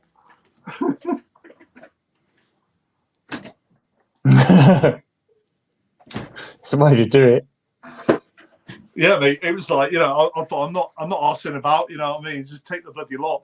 And some guy came up to me and he went, "Are they really that good?" And it's like, "Yeah." And he went, "Where do I get that from then?" I just pointed down the other end of the aisle. I said, "Oh, they're down there, mate." And as he went off looking for them, I dashed off to the tills with my trolley. You subpart. Fuck him. I got a new toy today. Does it vibrate? No. New toy? What you got? Yeah, it's a Victorinox boning knife. I got one of those.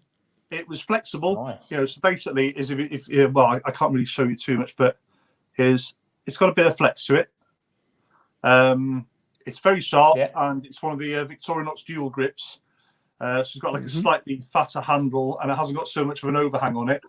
But it's the 5-inch one, and they're like $18.99. And wow, what a hell of a knife! People are spending far too much money. Yeah, big style. I mean, the other bargain I had was this off Amazon. It was £4, right? And I bought two, not expecting much. I've never sharpened this in 5 years, and it is, it's still, still sharp as the day you got it, and it rings. So there's no cracks or horrible dull areas in it. It rings like a bell. And at £4, for a thing about it. And if I want to break bones and stuff, I just turn it over, and the spine itself, bang. It's about 5 mil. So I just break the bone with the back, and then just cut through the front end. And I just use that literally for about 2 years, solid as my main kitchen knife. What we got there? This is what I had the other day. This Choco Libre. Oh yeah, Choco Libre. Yeah, I'm not joking. It wasn't for me. It might be for other people, but I would assume this is what happens when a dog jumps up on the side, eats fucking mega spicy chili, and then shits on the floor and you eat it. It was not nice. It was disgusting. I'm hoping now that your family members have clocked off, Tom. Otherwise, they probably have now and gone, "I don't like this guy anymore." please offer my apologies if they are still watching. I think that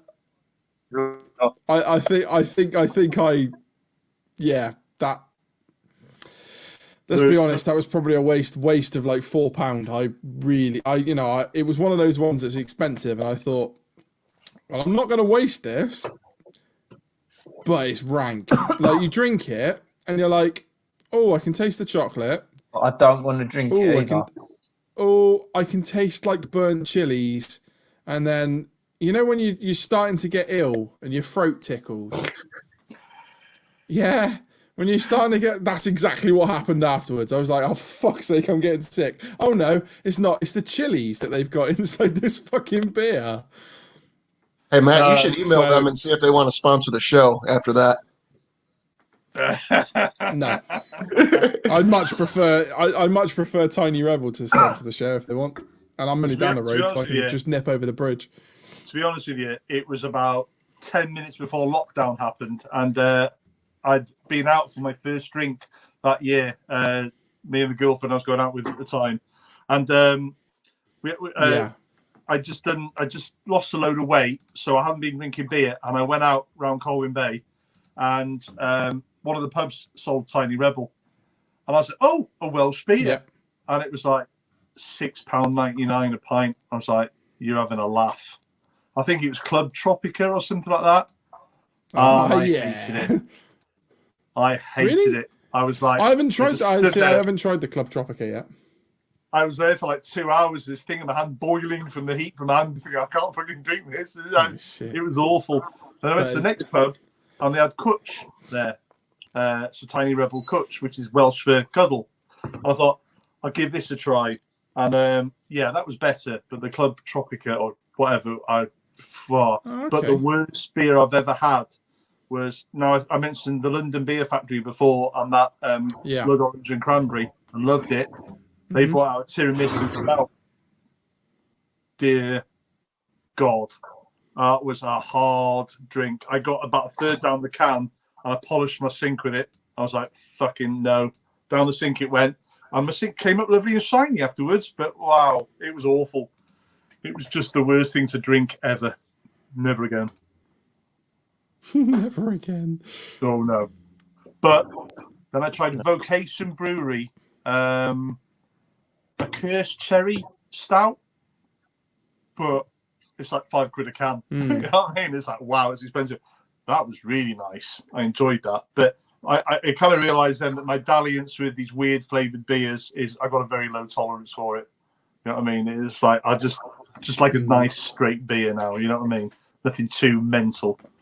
You know, can't go mad with it. You know, how's your how have you been with the questions regarding the competition? Well, like I said to Tim earlier on, it seems that you've been given all the questions.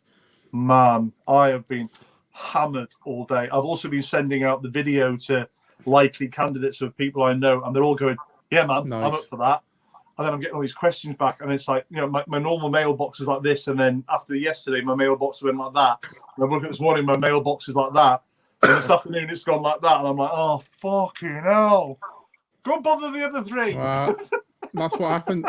See, that's what happens when, you know, you're an ambassador for a reasonably big rub company. Yeah, you're a social media presence for people. People certainly know who you are. So we're like the underdogs. Yeah, we're the quiet ones that people don't seem to notice, but. Yeah, you know, much more out there than what I am. Yeah, but the thing is that you can either try and spread yourself around far too many platforms and be weak on all of them, or you stick to one and you be strong. You know, I swore off Facebook. You know, I thought, not doing it. I'm not doing that. There's too many bellends out there. YouTube, or the same again for me is people making lots of comments and the whole world having access to you. It's going to take up far too much of my time. Whereas Instagram for me is quite manageable, you know, in that respect. So you should do, and it's like, no, I'll do what I bloody well like. I'm not doing all of that. You need a team if you're going to do all of that. And we're just guys cooking in our garden and not burning shit. You know, like completely agreed. You know, you cook on a budget. You know, I burn myself more than burn shit. Yeah, I must admit, my stupidest one was leaning across the vortex. I didn't know I'd done it. I leaned across the vortex and it was cranked. I mean, like the neighbour was like, "Are you testing a Harrier engine in that garden?" It's like, fuck off. How many seconds did you manage to keep your arm over the vortex for? I reached across to adjust something, and I didn't reach what it was. I went, and then I had a big coin there, and it was like it was bacon immediately.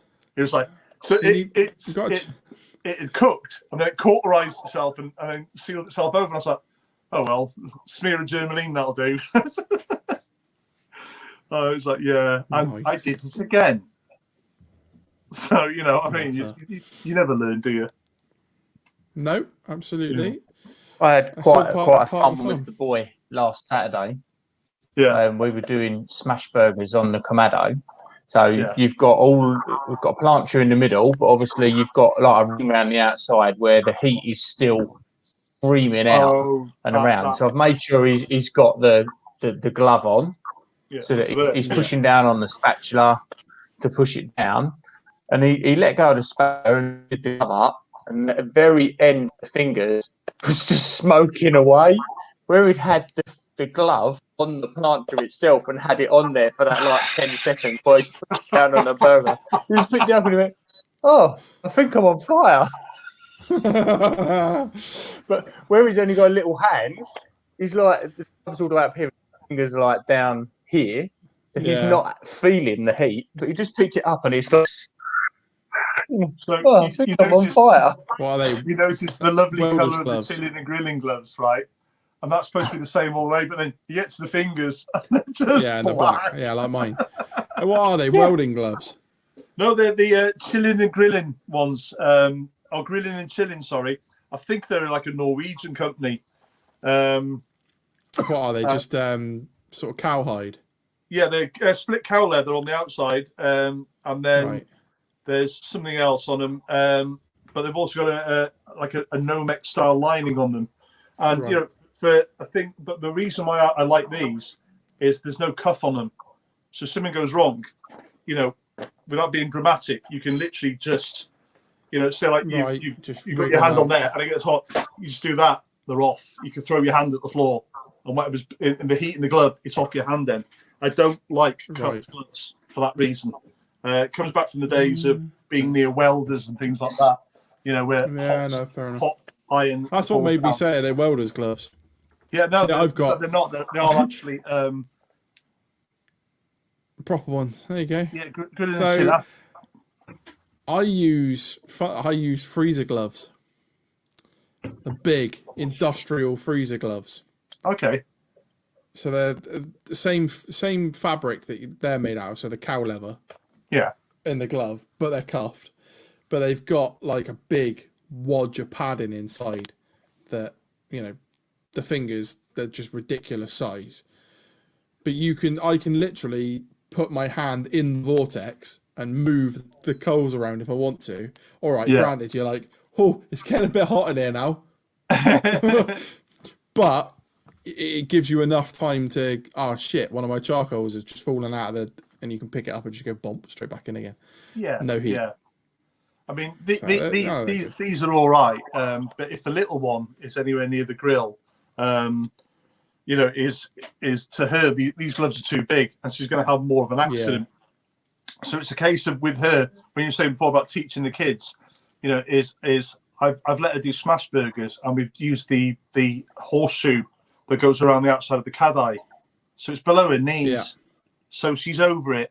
And I bring a few little coals underneath from out the middle of the fire.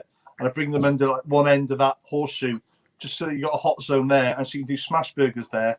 And she can be over it. And there's not a lot of heat there.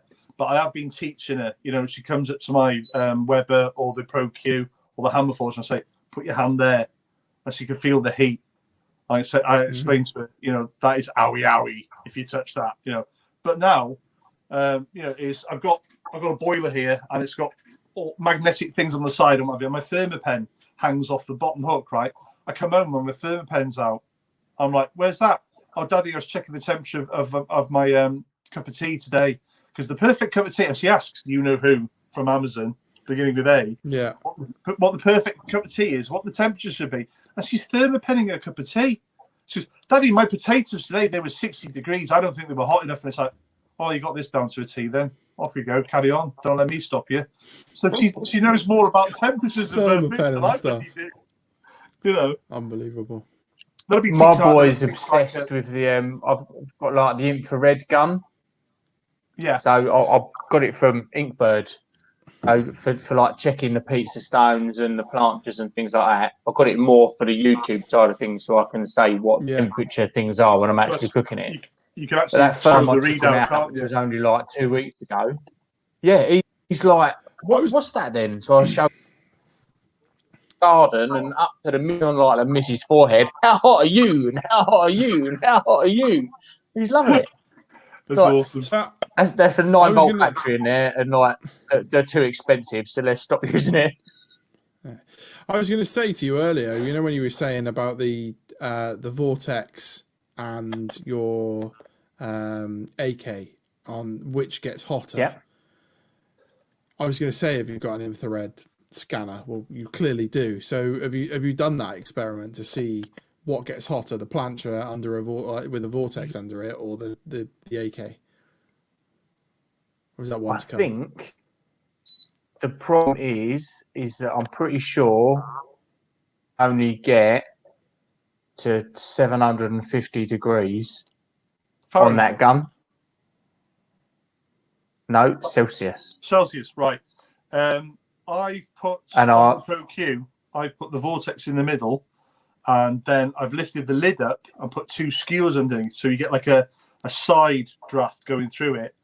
And my Thermopen, my Thermoworks smoke maxed out at 555, and it went up to it quickly. So I think your infrared pen will probably max out as well, because it went really. This is it. I reckon that we're going to max it out.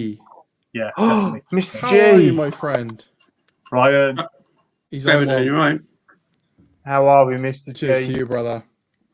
Massive How are love, you, mate? man. I would cheers you, Yeah, but I yeah, finished not bad. it. So I'll just pretend. It's good to see you, man. Absolutely. Yeah, I'm taking up your drinking hobby. Did you pop in towards the end? Yeah, I'm all right. Good man. Good. I've seen you been out cooking a lot. Not really. That was from ages ago. Oh, don't you should have just told everyone you Therapy have been for the out. soul, though, isn't it? I've been out absolutely hammering it. Not tell everybody. Oh, sorry, it was stock images. I'm just releasing it now. What are you like? yeah, but with the weather we've had this week, he could have easily been cooking in December, and he'd have still got away with it.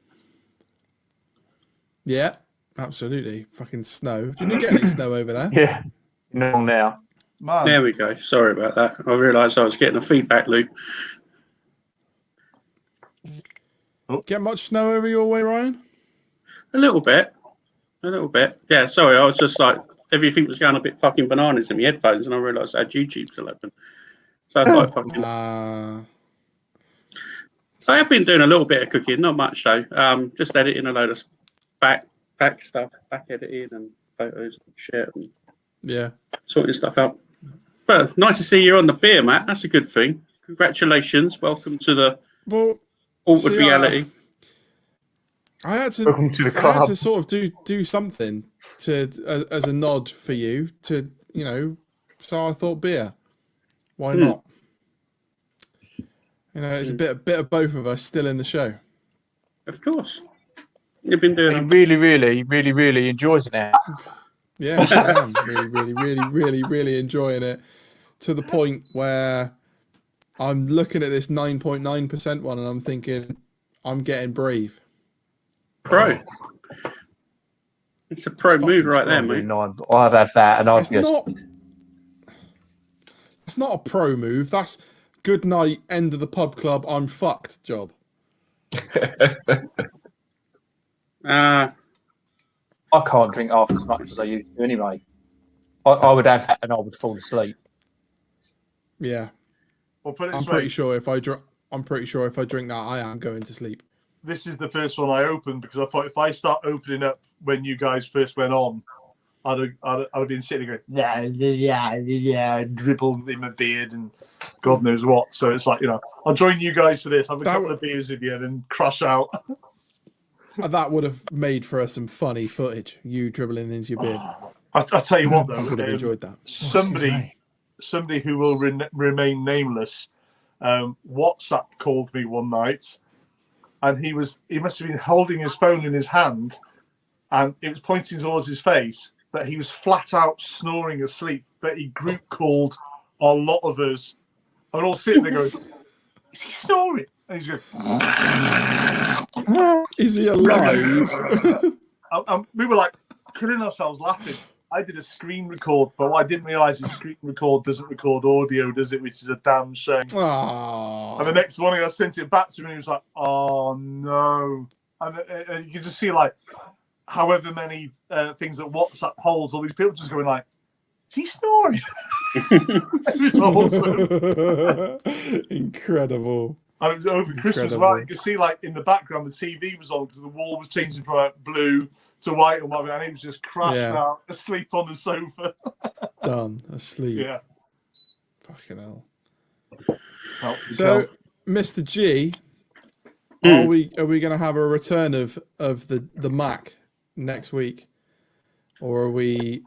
What are we thinking? I don't know. I'm toying with the idea. We've got the funeral in got all that sorted out. I haven't told anybody why you haven't been on the show, but if you want to, you can. I didn't think it was my place to say it, so I left it as you were away. No, that's fair enough. Yeah, basically, my nan, she went into hospital about 3 weeks ago, feeling a bit ill. Then she started throwing up blood. Then she got diagnosed with cancer. Then it was told it's not survivable, and then now she's dead. So. Oh man, sorry to hear that. Yeah. But you've had a really shit couple of weeks, haven't you, mate?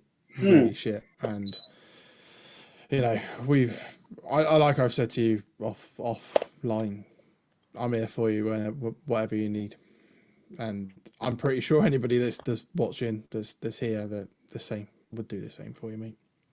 Yeah, but cheers, I didn't feel my place was to say this is what's happening, so we've just muddled on and carried on. But whenever you're ready. No, I don't know. I'll see how it goes. It's a bit. It's a bit up and down, to be honest. I'm not going to lie. Yeah. It's one of those things that you know, it's you don't see it coming. You know, you have no idea, and then somebody is not there anymore. And the same thing happened with my mum. Is she went into hospital, and I gone down to London to see Guns N' Roses on the Friday. I spoke to her on the Monday because I think it was Father's Day or something, and I said I'm back on Monday night, but tell Dad there's a couple of steaks in the fridge and some beers for him to come and collect. And then they hadn't told me she's in hospital. And then Tuesday night, I was sat in my living room and my front door open, and my dad walked in, and I looked at him and I went, "You all right?" He goes, "Yeah, your mum's dead." Fucking hell. All right, mate. Well, you need to work on your bloody delivery. You know, just your mum's dead. Okay, great. But you know, when you don't expect, you know, if someone says you're ill and you've got so long to live, etc., you all sort of prepare for that, don't you? But then to have a sudden loss, you know, if someone goes to hospital and then they're gone. Yeah. You know, it's one of those things. Is you've got to go through your own process to deal with it. You got to do what's good for you and what makes you feel better. And probably at this moment is you've got no idea. You know, no, I don't. You're just like, what is going on? You know. And you just got to do what's good for you at the end of the day, you know. And you know, you might wake up tomorrow morning and go, right, I'm going to go and do this, and you'll make a decision on that, you know.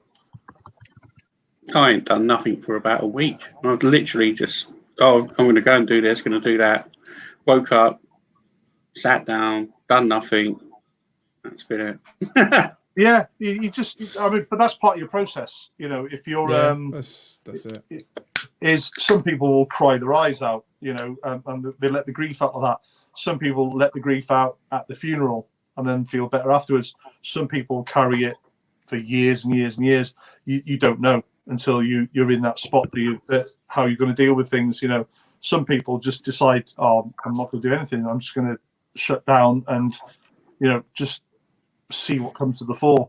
And you know, there's also is, you know, people can talk to you about things or what have you, and you just sit there and you think, you know, like I'm doing now, and just the same thing, and you're like, you don't get it. Nothing will click with you, nothing will sink in or whatever, because you've got to go through your own process, and so you're feeling better about whatever it is that is, you know, causing you the pain at the end of the day, you know. And it's a process. It could be minutes, it could be months, it could be weeks, it could be hours, it could be days. It's one of those things, is you sort of deal with it yourself, you know. Absolutely. That took a big shit on it, didn't it? Ryan? Sorry, guys. No. If and when you want to talk. Yeah, I know. Yeah.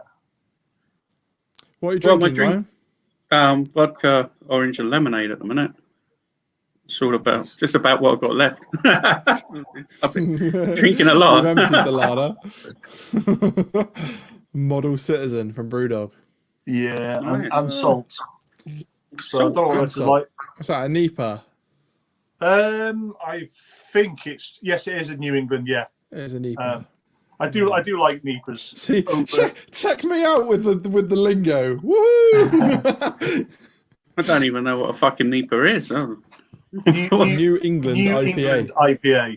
Oh. They tend to be less bitter than a normal IPA. I'm no beer expert. Brew Shack Barbecue would be your guy. I tell you what. Yeah, that was fucking lush. Really nice. That one's been the best one of the Gone evening, already, guys. Matt. So Hell, before Well, Ryan fuck got it, here, I hold was the only one without a beer, so I actually got one. Oh, well done. Cheers. Give us a don't second. dig that. That's all. I thought you'd normally on the cup by now, Chris. Ryan and I, we had 5 or 6 super shots in the first 15 minutes of the show yesterday. I was fucking wrecked before we even got talk. Before Daddy Cooks got his first question, I looked at Rob and I go, "Take care of the chat, buddy. You're on your own." Oh, well, yeah, I saw you had So- Phil on. I was going to... Yeah, I haven't watched it yet. Your live streak ended at 60, did it? Yeah, Keith Bettag did something last Monday for it, and actually was him, Rob's wife, Everett Barbecue. They all had these matching shirts that said El Hobo live stream horror. Nice. And I had planned on ending it that night, but I didn't want to like fuck up the mood of the show. So I told Keith, I go, I'm going to do one more tomorrow. And I had this big elaborate story about Roger Maris hitting 61 home runs, and that was the number I was going for. And I just didn't want to fuck up the mood of the show. So then that Tuesday, I just didn't go on. Fair enough. Fair enough. I would have thought you'd have headed on for 69, dude. Ah. Dude, you would not I bet believe he's how regretting tiring. that now. You would not believe how tiring that is when you talk to the same people the same 60 days in a row, and it's like, "What'd you do today?" I talked to you yesterday and the day before, motherfucker, and we're in a pandemic. I didn't do shit. I just put the phone down on you half an hour ago. What's that, dude? Am I going for the end of the night drink? Hold on. Let me change the put the autofocus back on. Come on, Come on then, focus. Chocolate flake? Come on, there we Flake. go.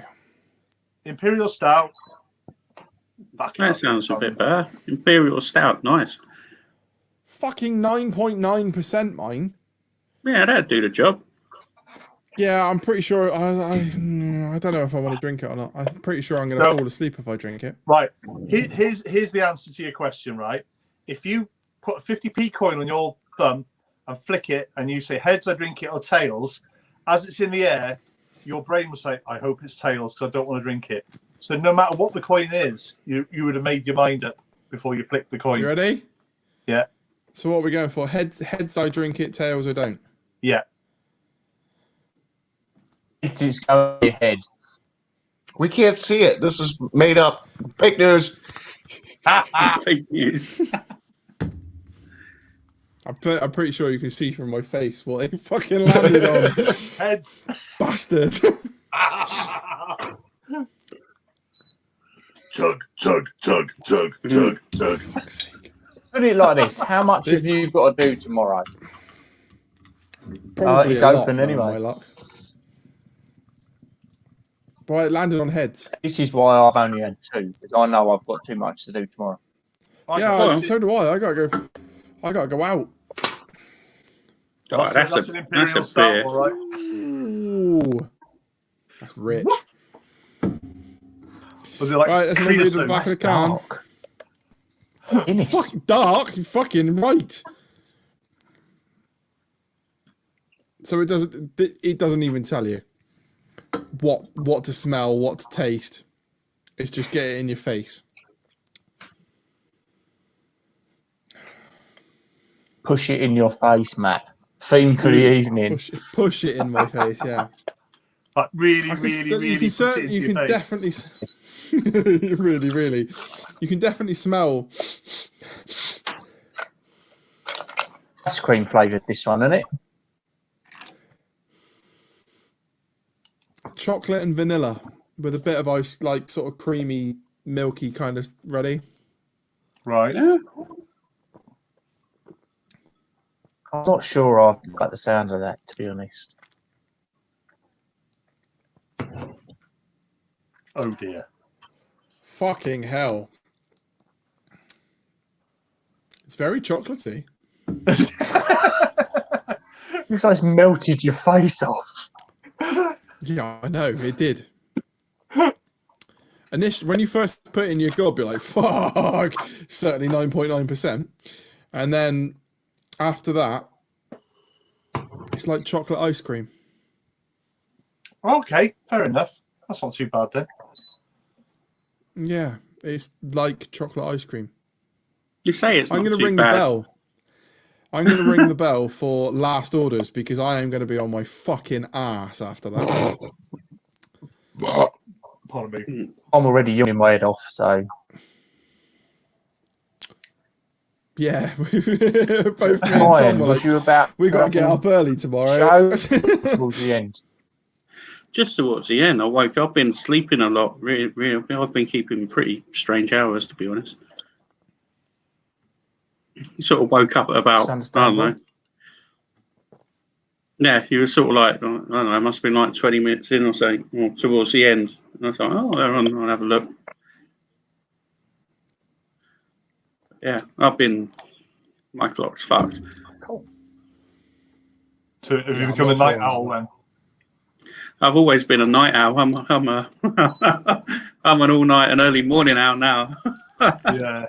I must admit, I've always been a night person, and you know, I seem to feel more active at night with ideas and things. But then again, you end up wanting to do all the things you're not allowed to do at night. It's like, I really could do with going out in the garden, starting up 3 power saws and like starting like a timber mill. You know, it's like I got to get through all them logs. And it's like, no, you're not allowed to because people take a dim view of that shit. Yeah, it don't go down too well. But No. yeah, I know what you're saying.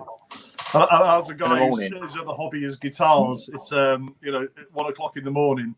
Yeah, they don't like it then either, you know. So and headphones just don't cut it with guitars. You know what I mean? It's one of those daytime things, you know. And so then my daytime hobby obviously is barbecuing, but of course this dick likes to hang washing out at 6:15 in the fucking morning, and he did it the other day. I've had a week off work, taking a holiday, and the day that it was, you know, the weather change, was it Monday, wasn't it? I thought, well, yeah, I cooked on Sunday. I did a smoked turkey crown and some Mediterranean veg and roasties. I thought, right, I'll cook on Monday. And I went outside and he had washing out at something like 6:30 in the morning. It was pissing it down. I mean, You royally. know, there is a name for people like that. It begins with a C and ends with a T. Yeah. And Can't. yeah. Nice recovery. Yesterday there was washing out as well, and it was like Seems to be a letter out. The what? So this morning I went out and he'd gone to work with his wife and because they both work at the same place. And literally about 10 minutes before he came back in, about 3 o'clock, I had 2 chimneys ripped outside, and I actually heard him open the back door and dragging out the washing basket. And I heard him went, "Oh, for fuck's sake!" And it's like, "Well, mate, you know, you're using your garden to dry washing, and I like to use my garden to do barbecuing and what have you. You know what I mean? Fair's fair. You know, it's less than 50-50. You know what I mean? And when I've done big cooks and what have you, I've taken them something round. So if I say to them, like, I got the barbecue school online on the 17th of this month or what have you, but there will be cooking for you. They're all right with that, you know. And I warned them. I've got a brisket to cook, a Manuel Vergara 4.5K brisket to cook, and I'm doing that on the Hammer Forge, and I'm doing that with Brywood. So I told them, you know, don't even think of even opening your windows that day because I'm fucking stoking that bad boy up. You know what I mean? And I'm starting early in the morning, like it's going to be dark and it's going to be the summer, and it's going to be like 4 a.m. I'm out there ripping a chimney. without a shadow of a doubt, just to get things warmed up, because the hammer forge, you've got to warm up all the iron first. Yeah. I should imagine it's a Yeah. big heat sink. You can't go put in a cook on straight away because the all the iron, it's 1/4 inch steel, is just sucking up all the heat as it's coming out. So people sit and say, "Oh yeah, I've got a Kamado," and it's 40 minutes to get that preheated. Oh yeah, easily. You know what I mean?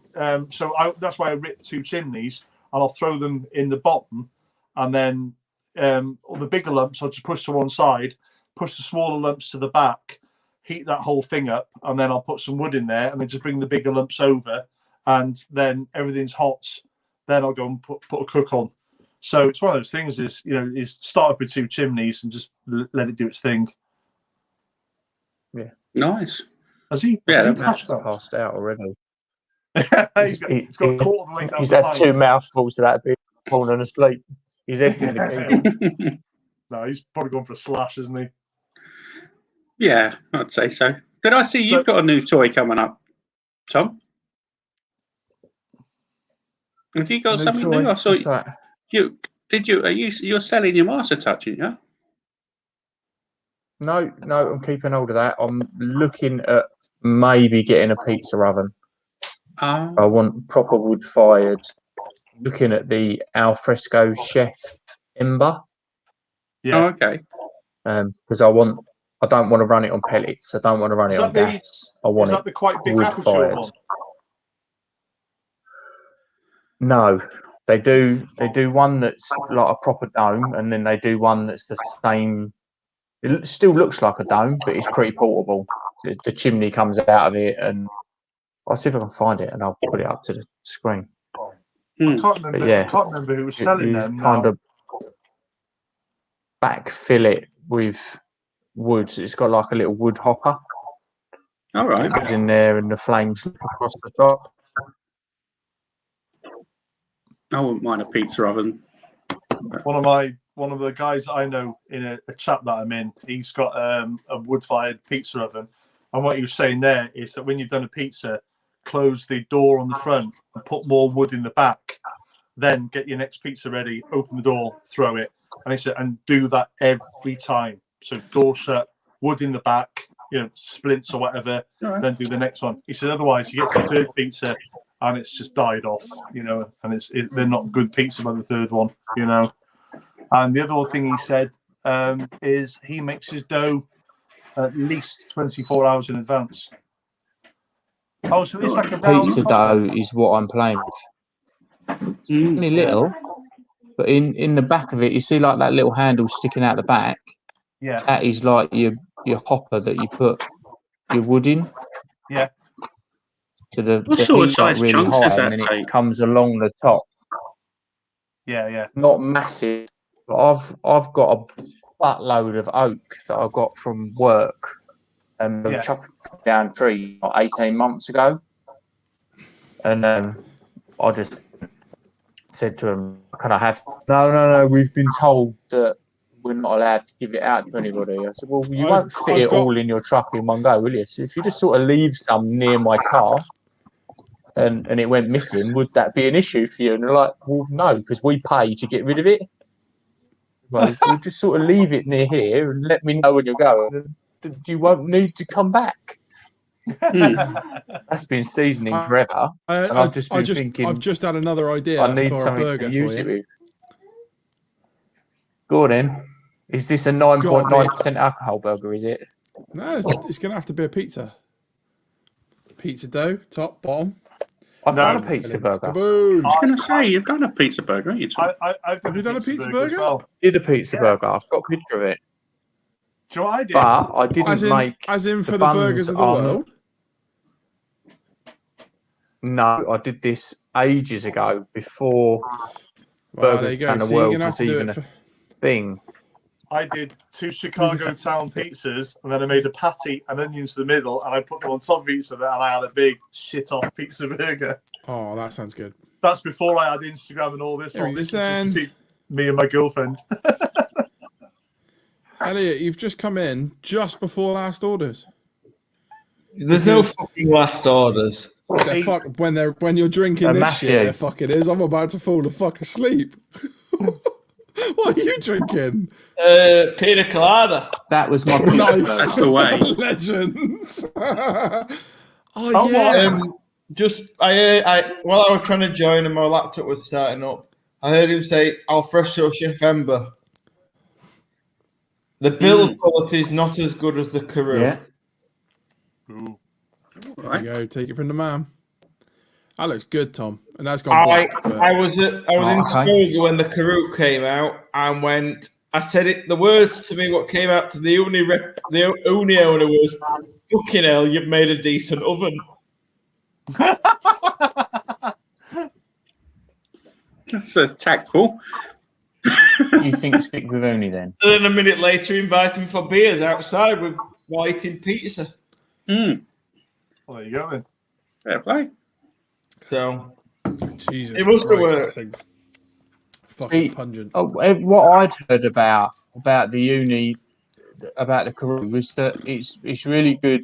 It's the one that you can run on wood, on gas, or on pellets, isn't it? Yes. You've got all three options, providing you buy the other attachment. Yes. And I'd heard You're gonna that have to it's really good with the gas and it's really good with the pellets, but it's not so good with the wood. No. You know what you really need, Tom? Just buy a full-size whacker oven. All that. You can get Like space. what was it? The Gosney dome. Have the space. No. Gosney dome. You don't need a Gosney dome. It's too small. It's like building Lego How is pieces. it too small? Dude, I'm telling you now, Expensive. I like Gosney, right? I think he's a nice guy and his design ethic is great and what have you. But they were economical with the pictures. And when the pictures came out, and we were thinking the dome was like this big, and it's kind of like 16-inch aperture. It's not. You know, it's not as big, really? but it's a cool Oh, bit you of kit. deceptive fuckers. Yeah, mate. Barbecue Life. I've just sent you some pictures of my Fontana oven on Instagram. Oh, there you go. I reckon if you're doing it on a budget, Tom, build your own. Well, a mate of mine has done one of the vermiculite ovens. You know, Build my own. That's the issue. he's built one, and he got some designs online, and he did an awesome job. And I think he ended with vermiculite inside. Then he did a fiberglass top on it, and the fiberglass doesn't get hot. Yeah, and it's a great job. The only thing he had to buy really was the door with the handle on, which he got from I don't know, some stainless steel lid cap toaster or something online, and he just nicked the frame from that and he built all that in and concreted it all up, and it's fantastic little thing. Well, it's quite a big thing on my view, but it looks awesome. I think I shared it in my stories this week on Instagram. Sounds just a job. Yeah, it's great. I mean, the thing is obviously, you know, Tom's looking at something that he can fold down, pack away, and take indoors. Whereas this thing that Justin's built, it lives outside forevermore. You know, there's no moving it about. And he's built a plinth for it to go on. It's going to have to be the Uni then. I've just Matt, bring a picture of. I've If just you sent want to you. pack it away. I've just bring a picture on the screen. I've just sent you. Fuck it, you're having a laugh, aren't you? I don't know what I'm doing anymore. I can't see What you straight. drink? What you drinking? I'm fucking Tiny Rebel double 99. That shit's kicked me for Oh, six. it's amazing beer. Amazing beer. Fuck my life. It's a right proper breakfast beer, that is. Breakfast. The only reason they call it a breakfast beer is because that's what when you're gonna fucking re-emerge from your slumber.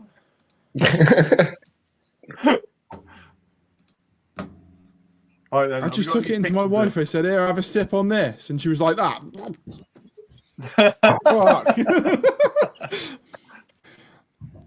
I just took like 2 good swigs of it and was like, "Oh fuck, yeah, this is one that you drink slowly." Question is it the worst thing she's going to put in her mouth tonight? Most likely. I forgot to ask the question about long-term, you know, how do you create a long-lasting relationship, didn't I? With your anniversary being yesterday. Oh, you did, didn't you? Releasing the burgers. Yeah, forgot to ask about it. Oh, well. Did you get your underway? Have you tried that one, Matt? Awesome. Look at him nodding. Yep. Hey, Chef. How Well, you I doing, mate? know it. What's up, Johnny? Tom made her say, "Well, burger me." Oh dear God. What am I showing, Elliot? I'm showing this pizza oven, am I? This is the company I've built the website. That's the pizza oven. What should arrive in the next 2 months? That's pretty tidy. How big is Is that? it portable? No, never portable. It's not. There's Not going to be portable. there's going to be 3 sizes to begin with: a 60 centimeter, an 80, and 100. Shit. And then there's going to be a I'll tell 120 you and a what. 140. Right, so what's can the deal with these then? So it's basically to piss off Zio Chiro.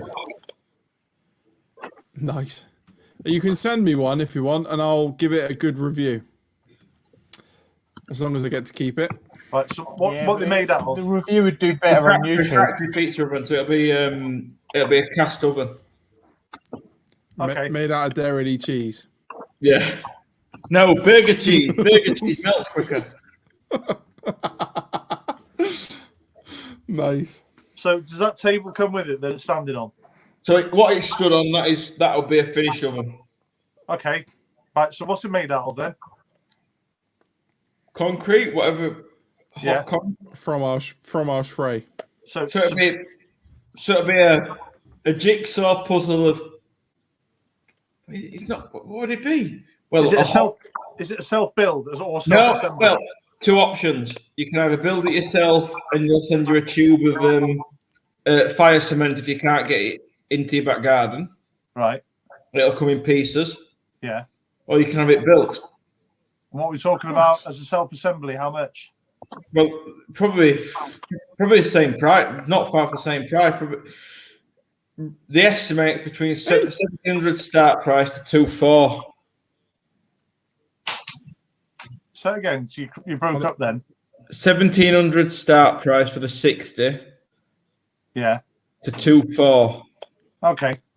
Well, and then roughly around £500 more, no matter what oven, for if you wanted a gas option. Okay. Yeah. But Hey, brother, how are you? But when you compare it to a if they're looking for heat retention, other than that, I got 1,700 quid. Yeah. There's a beard competition going on now. Chef Johnny and Neil. Chef Johnny versus Which Neil. one's? Yeah, is a beard off. Beard bros, don't get into I'd have that. given these to a run for their money. All you baby faces can just fucking sit there like women and shut up. Oh shit, Ryan's on. I didn't realise Ryan won it. I don't recognise the location. Yeah, he is. Yeah, this is just in Chef, the kitchen. I think your mic's muted, mate, or it's not picking it up. Can't hear you. You're in the kitchen. Mm-hmm. Nah, still quiet, brother.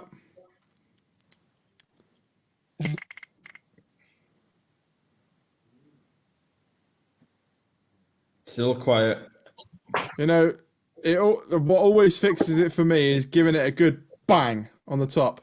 Yeah, a bit of kinetic maintenance.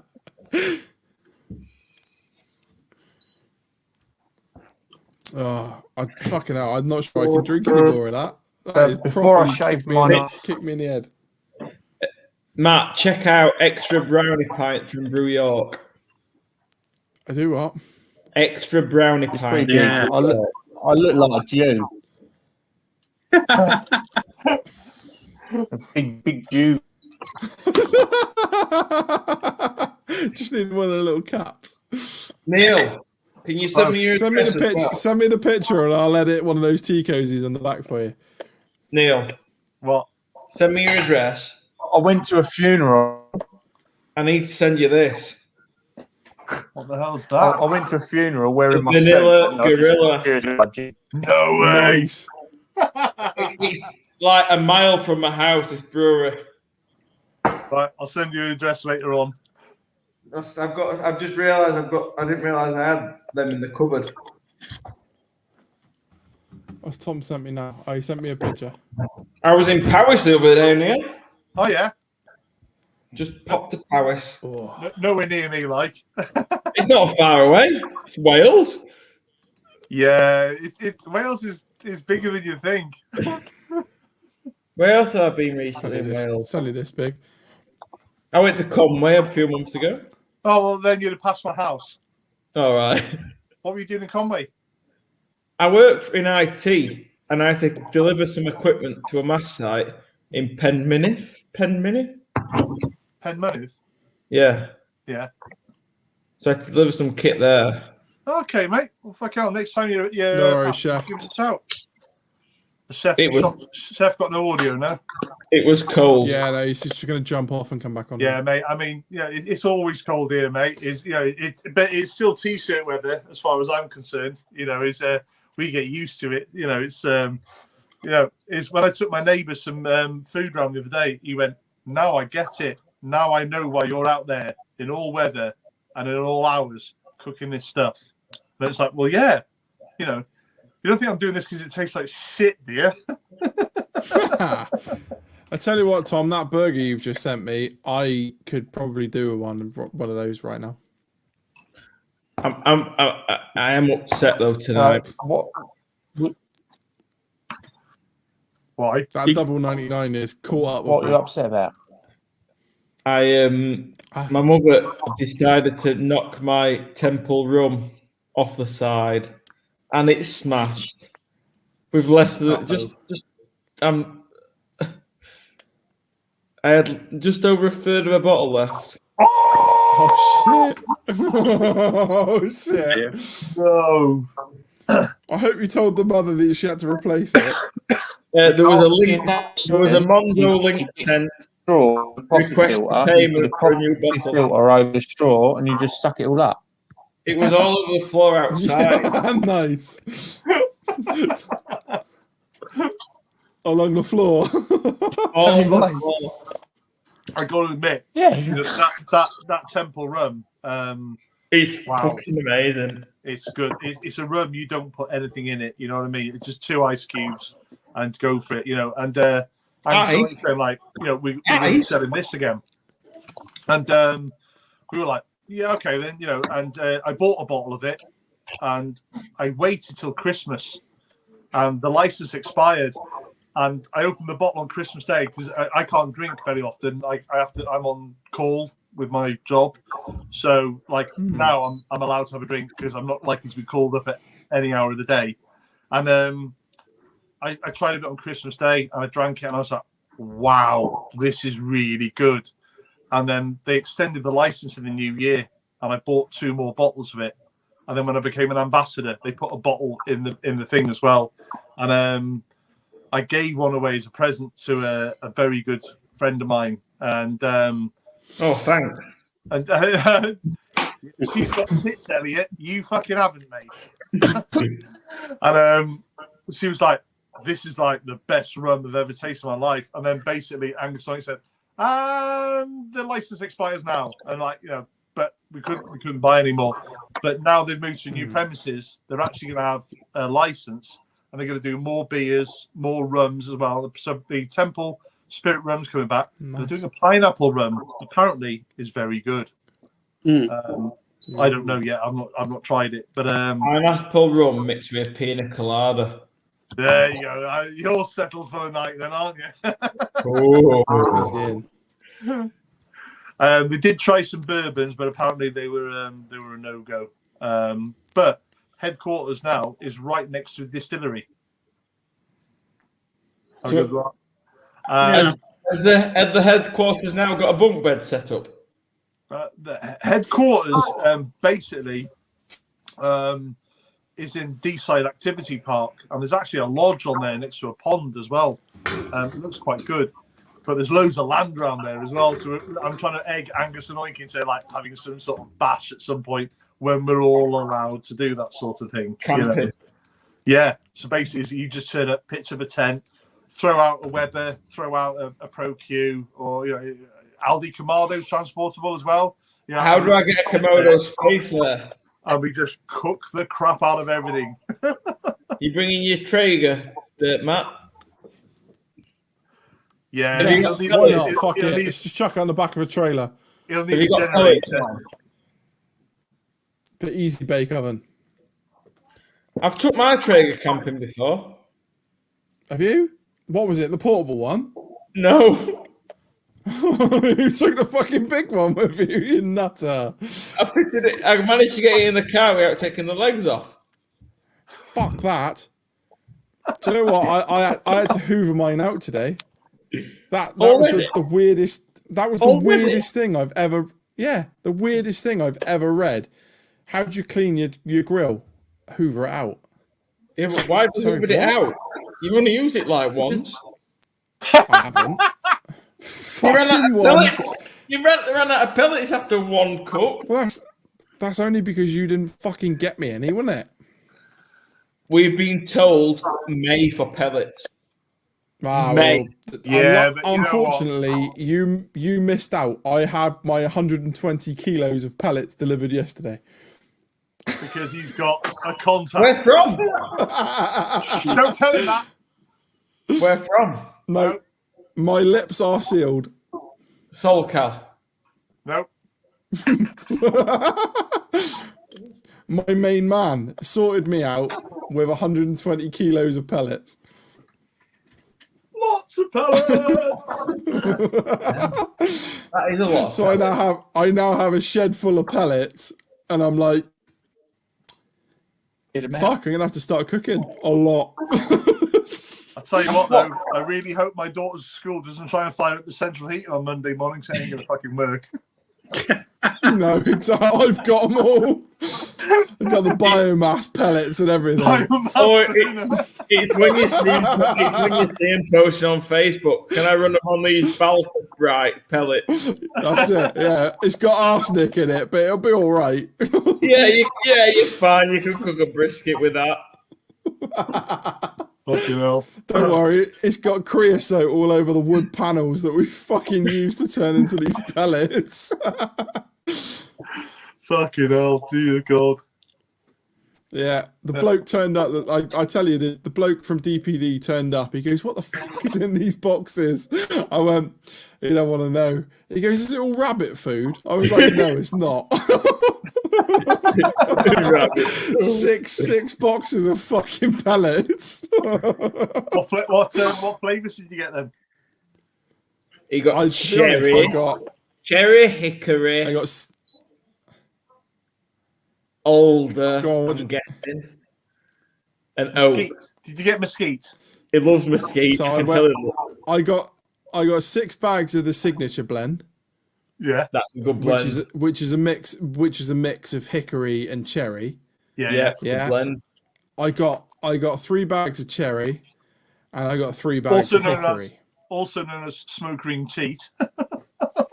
Yeah. Can you tell a difference between the smoke?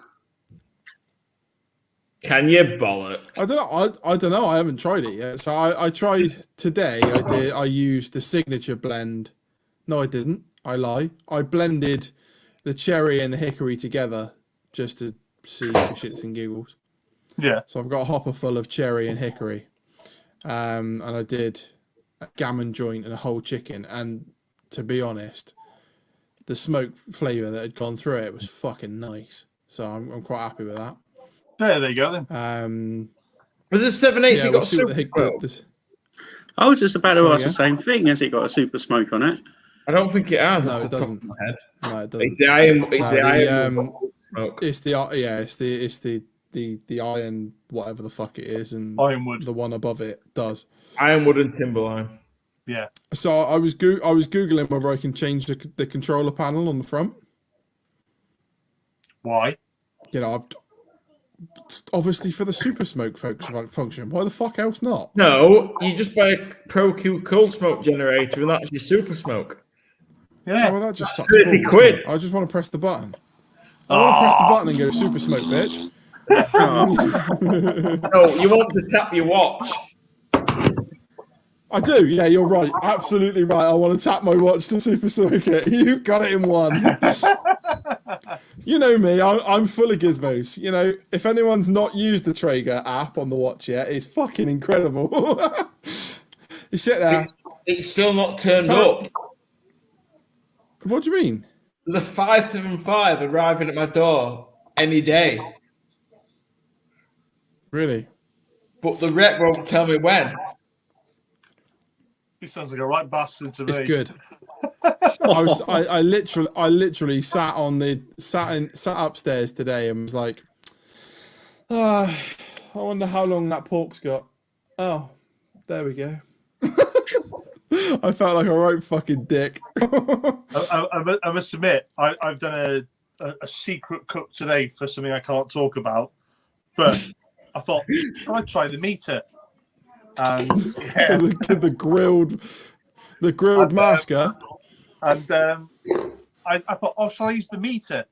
And I've taken it back. What I said about the meter on the show, by the way, Ryan, is the meter plus yaks through the hammer forge to the repeater on a steel pole that holds my washing line up, and talks in my house to my phone. And I'm like, so I met Pie last week and said, yeah, it works. I'll take it all You're back. forgetting something. Yeah. You have to go past the garden. The tongue's on the washing line first.